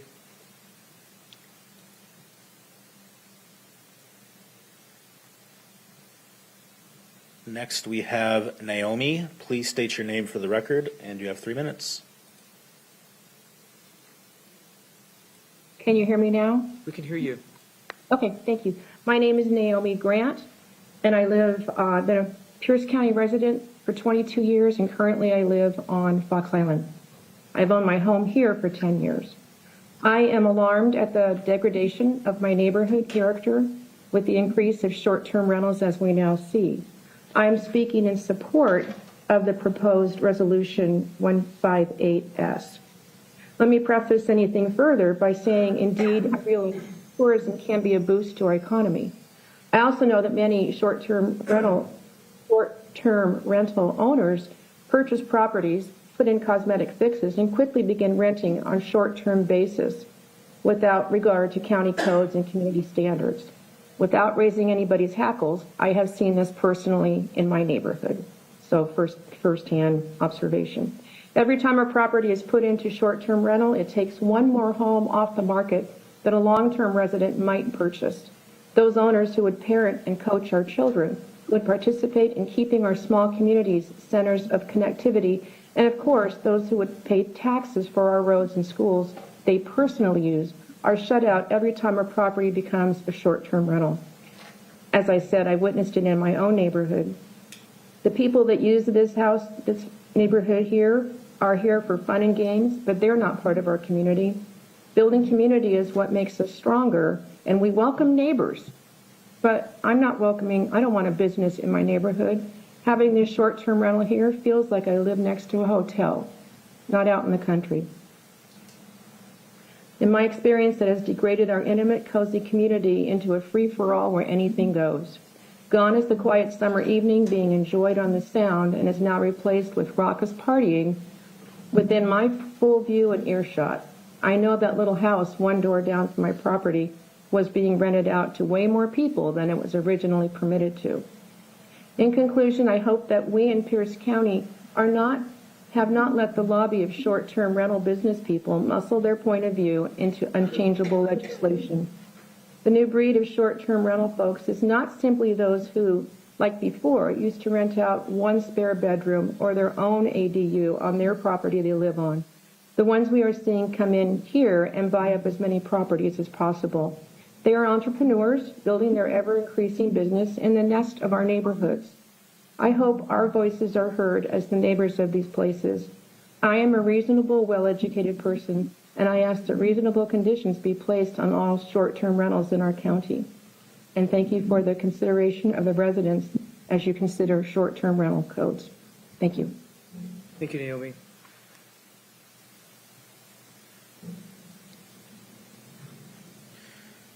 Next, we have Brenda Gasper. Please state your name for the record, and you have 3 minutes. Hi, my name is Brenda Gasper, and I've been a resident of Fox Island for over 29 years, and I appreciate the opportunity to testify in favor of asking the Department of Planning and Public Works to thoughtfully study the impact of short-term rentals on our communities and ways the county can responsibly protect the health, safety, and character of our neighborhoods for the good of all. I'm very familiar with the consequences of short-term rentals because we have one next door to our home, and I represent many neighbors in asking you to please consider additional regulations to protect our properties and our right to live in a quiet, community-focused residential neighborhood. Short-term rentals in rural neighborhoods force residents to live next door to a business. It's like living next to a hotel with a constant flow of strangers who are in full vacation mode, and it is incredibly disruptive. For example, one summer, our neighborhood was forced to endure at least 5 bachelorette parties. During this process, I've listened to many public comments made in opposition to increased regulation. Most, if not all of those comments, were not surprisingly made by people who own short-term rentals and are profiting from these businesses. And I do want to acknowledge that it sounds like many short-term rental owners are responsible and respectful of their neighbors and communities. But unfortunately, I can tell you from firsthand experience that that is not always the case. And that's why we are asking you to consider reasonable limitations that strike a balance between allowing responsible owners to use their property for this purpose, while also protecting the rights of neighboring property owners. In our situation, having up to 10 vacationers at a time on a constant rotation every couple of days year-round has been terrible, and hopefully could be minimized by some of the increased limitations the department is being asked to think about. For example, this short-term rental had a 2-person septic, and after renting it out to a capacity of up to 10 people year-round for over 4 years, they finally reported to Pierce County that they needed emergency approval for septic repairs because raw sewage was spilling onto the beach. This affects public health and the health of our Puget Sound. Please consider providing the necessary code enforcement resources to Pierce County staff to enforce policies when irresponsible short-term rental owners are not following them. While beneficial to our tourism economy and the financial well-being of short-term rental owners, the existence of short-term rentals should not be at the expense of a compromised quality of life for regular Pierce County citizens who live nearby. You can find countless articles and news stories highlighting the negative consequences of short-term rentals on communities and housing markets, and in our case, we believe the frequent party atmosphere next door has a negative impact on our property's value. Even if we want to sell our house someday, who is going to want to live next door to a short-term rental? And finally, communities all over the country are recognizing the urgent need to mitigate negative impacts of short-term rentals, and it's unbelievable we would think Pierce County should be any different. So in considering all aspects of the advantages and disadvantages, I would ask you to please consider what protection you would want in place if an Airbnb was next door to your home. Thank you. Thank you, Brenda.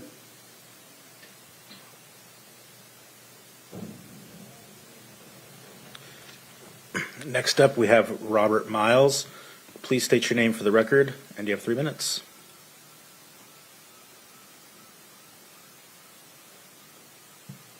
Can you hear me okay? We can hear you. I'm sitting here with my wife, so I'm wondering if we could get 6 minutes because I'm going to talk and then I'm going to have her talk as well. We'll start your 3 minutes now, and then we'll let you hand it over to your wife, who will have 3 minutes. Thank you very much. I appreciate the council's time and listening to us, and we are here to speak in opposition to Resolution R2024-158S, subsection CPA 7, the short-term rental environment. My wife and I have been doing short-term rentals for since 2016, and out of the thousands of people that we have hosted, we have only had a handful that I can count on one hand where we've had interactions with people that have not been favorable. So, Airbnb is a self-regulating environment in that we are super hosts, and if you do not maintain the quality of the reviews that are coming in, Airbnb will remove you from that superhost status, and your Airbnb will be removed from the listing. Parties are an explicit example of that. If you do host a party, or if you have a bachelorette party in your home, and it's reported to Airbnb, they will remove that from the Airbnb platform. Currently, we own 4 properties up in Ashford, Washington, and those properties are currently, 2 of them are set up with Airbnbs. We're getting ready to expand that to the other 2 properties before this proposal came out, and right now we have put our business on hold pending the outcomes. We currently support over 20 people in the Ashford area through our Airbnb platform, through our housekeepers that take care of the homes, through the people that we have for handyman, our electrician, plumber, come in and service the home for the septic system, the propane deliveries that come into the home, and as that, we are a pretty staunch support in the community. Ashford relies on tourism to be able to support that. If tourism is not there, the city slowly dies, and people that do visit our Airbnb are coming up to enjoy the beauty of Mount Rainier and Mount Rainier Parks. And with that, I'll turn that over to my wife. Thank you for being here. Thank you, Robert. We'll start your wife's 3 minutes, and please introduce yourself for the record. You'll have 3 minutes yourself. Hi, my name is Cammie Miles, and I was a stay-at-home mom for many years.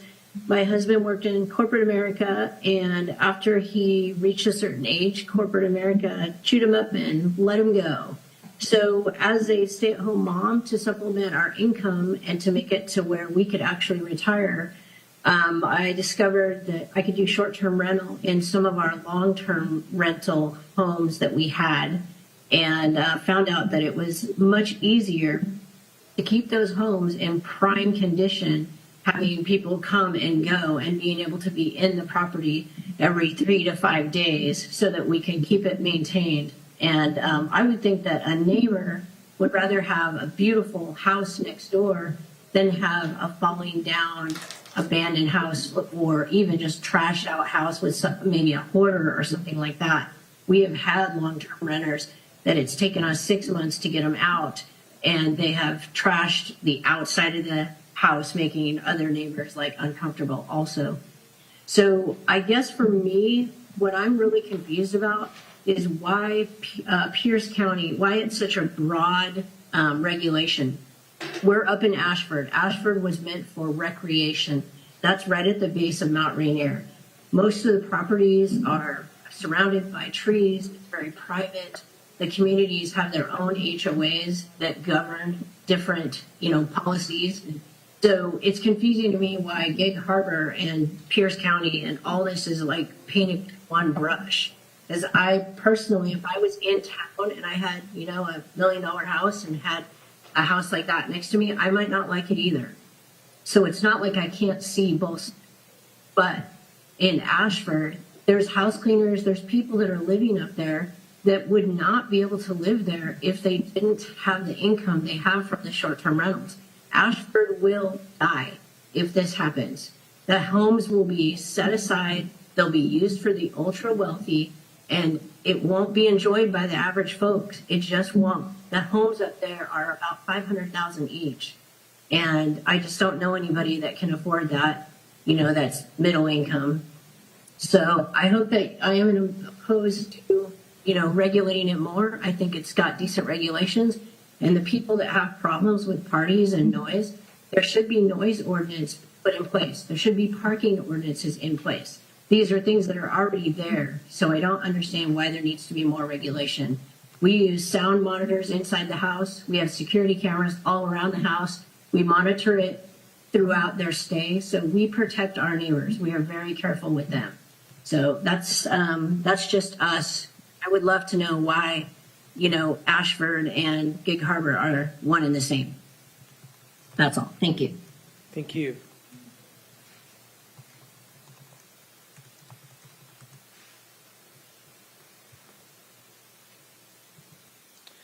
Next, we have Sally Plumley. Please state your name for the record, and you have 3 minutes.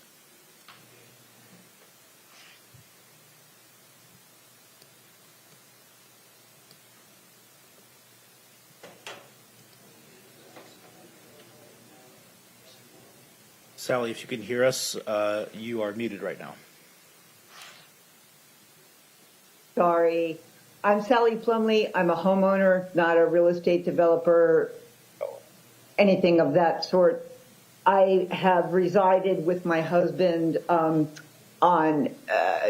20 acres in Lake Bay on a home that we built for the past 40 years. I love this land. I love living here. I walk the woods every day. I am speaking in support of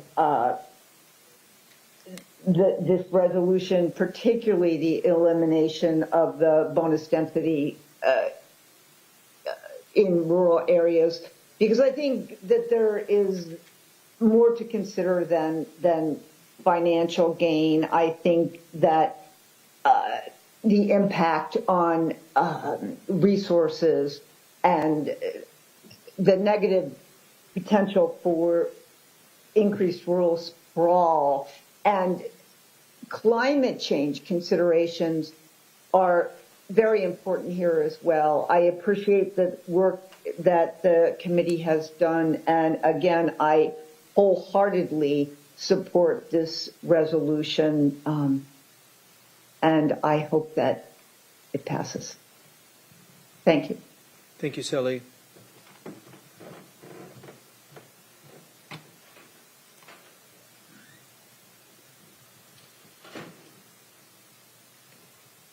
Next, we have Nick Neville. Please state your name for the record, and you have 3 minutes. Hello, my name is Nick Neville. Thank you. To address comments that have come before me, I'm not an STR lobbyist. I'm a lifelong Pierce County resident, Rogers High School grad, class of 2005, director on multiple HOAs and business advisory committees. I can empathize with Mr. Swenson in that he had an experience with a bad neighbor. I remember his story several meetings ago about a football team that stayed for months and made him uncomfortable. To be clear, those residents were not short-term residents, but in fact, long-term as defined by the law. A bad neighbor is a bad neighbor regardless of how long they stay. Thank you, Chair Mello, for your commitment to clarity and honesty. It has been shared via email and during meetings that these amendments are not being passed today, but simply being sent to Public Works for additional research. This is not entirely accurate. Amendment 7 does not read, study the impact of short-term rentals on Pierce County. Instead, it lists specific action items, such as licensing requirements, which are already in place via the short-term rental affidavit program, septic, which is already covered under existing zoning for residential development, in addition to the county's new requirement for regular inspections, caps on the number of short-term rentals, specific to areas such as Anderson Island, that have the ability to do so on their own, accord given the fact that 90% of houses on the island are part of an HOA and ADUs as STRs prohibited, which would kill agro-tourism. This is not a research study. This is a request to determine if it is feasible to implement these above mentioned goals. The answer is a resounding yes. With $1+ million, you can add full-time equivalents to manage the new program at the county planning department, at the county health department. You can purchase new software to ensure compliance, and you can pass on these costs to the 1,600 small business owners, many who only own one home and rent out a portion, or perhaps supplement their income from an ADU rental or vacation rental. Is it worth it? I don't think so. Thank you. Thank you for being with us, Nick.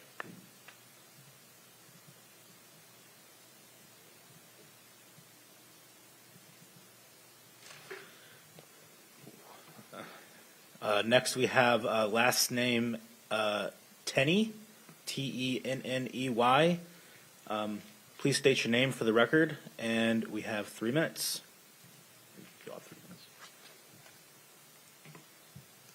Hi, can you hear me? Yes, we can. It's Michelina Tenney. So I want to thank you for your time and listening to all these people. This is my first meeting, and I had no idea how many people speak at these. But I do want to state my opposition to this Resolution 158S. In the beginning, the PC Planning Commission agenda on 2/27/24 stated that the meeting discussion would include short-term rental property or policy and, quote, the housing crisis, leaving me to believe that this proposed restrictions would be solving that problem. That committee voted no, or the equivalent of, and now, to my knowledge, this issue's being brought back a second. I'm not sure if that's true. However, I don't see how the resolution will fix the housing problem, because there's only a 0.4% of the housing supply in Pierce County dedicated to short-term rentals. And of that 0.4%, only a bit over half are actual houses, ADUs, cabins, or tiny homes that could be turned into LTRs, long-term. So I'm not sure how it's going to solve the normal or low-income housing. It seems to be quite a bit of effort for such a small percentage of possible housing. I say possible because my STR will never be a long-term rental due to the anti-housing provider restrictions associated with renter rights. So unless this resolution or these restrictions are some kind of gateway to a wider net of restrictions coming down the pike with the county, I don't know. Secondly, my STR, as with many, is a financial supplement income, and I need it to pay the quickly rising property taxes in this county and my home insurance. This will also help supplement my meager retirement happening soon. Without it, I may lose my house. So I don't think pushing retirees or legacy owners out of their home is the objective of this committee. In addition, my STR is providing the county with occupancy taxes through Airbnb that well exceed the cost of the B&B platform fee. If these restrictions are about septics, my septic is regulated by the county and inspected every 3 years, and I can assure you that my STR is never at full capacity during the year, as a long-term rental would be. And a question to you would be, how would the PC Council moderate the rentals or ownership of single home family or rentals who have more members than the septic allows? I mean, if it's a 2-bedroom septic, which is 4 people, but the dwelling is holding a family of 5 or 6, or who will monitor unlimited kids in commercial daycares or MSFs? Just a note, I am with Airbnb, and they do have $1 million policy, which includes any neighboring properties. Thank you, Michelina. Thank you. Thank you for being with us.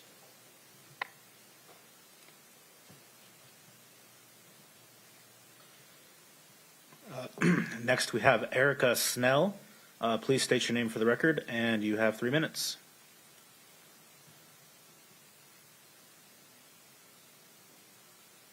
Thank you, Chair Millo and Council. Can you hear me? Yes, we can. Okay, perfect. This is Eric Snell, and I would like to testify underneath the comprehensive plan amendments initiated by the council. I'm very appreciative that you all know land code uses at this point in time between being in a comp plan and your tiny home village project, and the amount of information I've brought to you over the years with zoning and how it relates to small businesses. While we've heard a lot about the Airbnbs and other businesses that zoning disrupts, I'm going to refer to what is proposed in the amendments. And I'm highly concerned that while we are growing the area for child care centers and single family zoning, we are actually creating a barrier the way it's written. And I will explain that in Frederickson County and Mid-County community plans, as they sit right now, they're outright permittable. And now there's conditions that they're going to make those conditional use permit. And you really subsequently think that after the last 7 days of the hearing examiner meeting for the tiny home village in Spanaway, the daycare owners should be subject to the same ridicule when we're trying to provide a community service?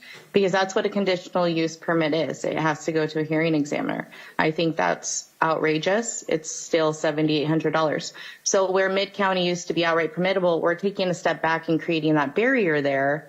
I know there's a daycare going up in Mid-County by the Wilco that Child's Time, matter of fact.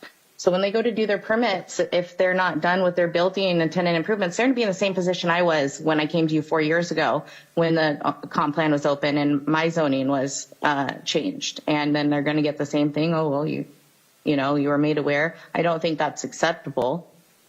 Now, lucky for them, they can do some non-conforming rate permits. I think that the permit department needs to have education classes on the rights that the residents and business owners have. We're taking steps backwards. We just had on legislation a House bill to change the zoning, and Lakewood had testified that every jurisdiction should be able to make their own decisions, and that was Leg Bill 2468. And I was told that closed the bill. It wouldn't go any further. Now, you have an opportunity as a jurisdiction to match other jurisdictions like Seattle or Lakewood, who did go from 4% to 54%. And the fee, the $7,800 fee, the conditional use permit, is just going to cause more barriers for us. And you're creating more barriers. If it was already permitted in other counties or in other community plans, then it should be outright permitted, not going backwards into conditional use permits. I really hope that you understand. Thank you. Thank you.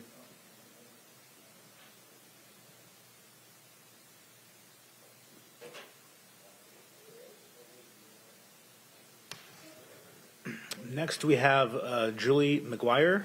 Please state your name for the record, and you have 3 minutes. Hi, my name is Julie McGuire, and I'm an emotional sort, and the short-term rental has a major impact on my life. I am a property owner on Anderson Island, and we are seasonal over here, as we all know that. I've joined Airbnb and have my home listed on it because I was forced into retirement a year and a half early, and by having to collect Social Security a year and a half early, that has a huge impact on the amount of Social Security you receive. So anyway, I've had to do what I've got to do, and I've turned to short-term rentals by listing my home on Airbnb site so that I can supplement my income, because I cannot support myself on Social Security income and the small pension that I receive. It just doesn't work, not in today's economic environment. And I would like to ask the council members to to study yourselves and ask yourselves, if you were to lose your jobs tomorrow due to being laid off, would you be able to survive on your Social Security earnings? I can guarantee you the answer that you will give yourself is no, you wouldn't be able to. And you would really have to have a pretty big nest egg to support yourselves with. So this is why I have turned to short-term rentals, so that I can supplement myself in order to be able to keep my home here on the island. We are fortunate here on this island to have a beautiful place that we can call home, which is typically affordable in comparison to other markets in our Pierce County area. But I just hope that this does not get passed because of the impact it can have on people such as myself that are trying to survive and continue to be able to live here. Thank you. Thank you, Julie. Thank you for being with us.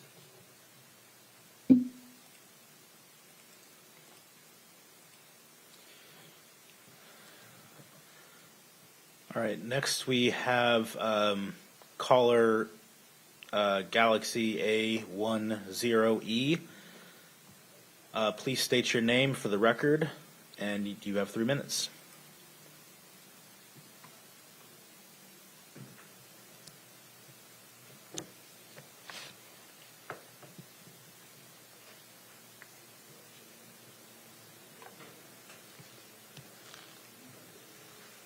Hello? Hi there. Hi, can you hear me? Yes, we can. Okay, thank you. Thank you, esteemed council, for the opportunity to speak regarding zoning. My name is Kim Underwood. I'm a member of the Chambers Clover Creek Watershed Council. And I'd like to ask you to consider any zoning changes be made responsibly. We have concerns. I noticed that in all the testimony that I've heard today, nobody has mentioned the word sustainability and our natural resources. And as Pierce County, we've approached a tipping point as far as some of our, well, let's just be direct, our water goes. And I noticed a gentleman named Alex from the Growth Management Board had spoke on wetland delineations, and future zoning changes for high density housing. I think that those decisions need serious study and some very responsible decision making process. I understand the need for high density housing. I understand and low income housing. I respect that. But as you have mentioned many times yourself, that we don't put every land use everywhere. So with respect to the water resources and or lack thereof, I can speak firsthand that Lakewood Water District is supplying water to numerous utilities upstream because they have exhausted water rights and cannot keep up with the supply and the demand. And I really think that needs to be made, put at the forefront of any decision making and in regard to zoning going forward. Thank you so much. Thank you.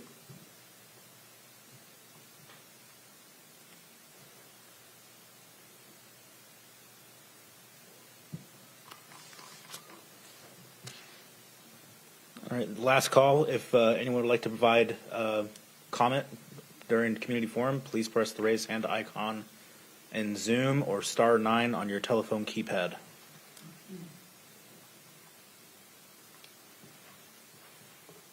No more hands at this time, Chair.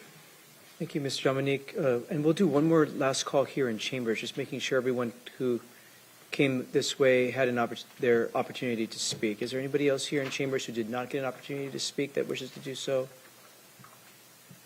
and pausing for the hallway and the Tahoma conference room. Okay, we want to make sure everyone had their opportunity to share information with council. We're going to close the community forum portion of our meeting. I want to really thank everyone for sharing your thoughts and providing information and feedback. You can see we have a lot of diversity in opinion. We have get a lot more information in addition to community forum and individual bills. There's a lot of different ways we get information. There's a lot of diverse opinions. There's a lot of detail to the comprehensive plan in particular. A lot of subjects that no commenters chose to comment on today. It's a very dense document with a lot of subject matter, different subject matter. We really appreciate community members giving us their thoughts and input. We are at the stage where we are scoping a study to get more information and data to then come back sometime in the late fall, early winter, to then make some choices about what to do on any number of topics. Again, even topics that were not addressed today. So the decision in front of the council next week is the plan, is to define the scope of the study and then figure out how we move forward in terms of what we're studying. So I just want to be really clear, we're not making any decisions about land use and growth and transportation. Next week, we're defining the bookends of a study and coming back in the late fall, early winter to dive into more detail about what those findings and data are telling us. So please stay engaged. It's the only way we can make decisions. You can see we have a diversity of opinion. That's usual. So that's not unusual to have a diversity of opinion. We're very grateful for the input. We're at other business and announcements. Is there any other business or announcements by council members? I don't see any. Mr. Taylor, Ms. Long, any other business for council this evening? Not today, thank you. Well, with no further business before the Pierce County Council, we are adjourned. Have a good night, everybody.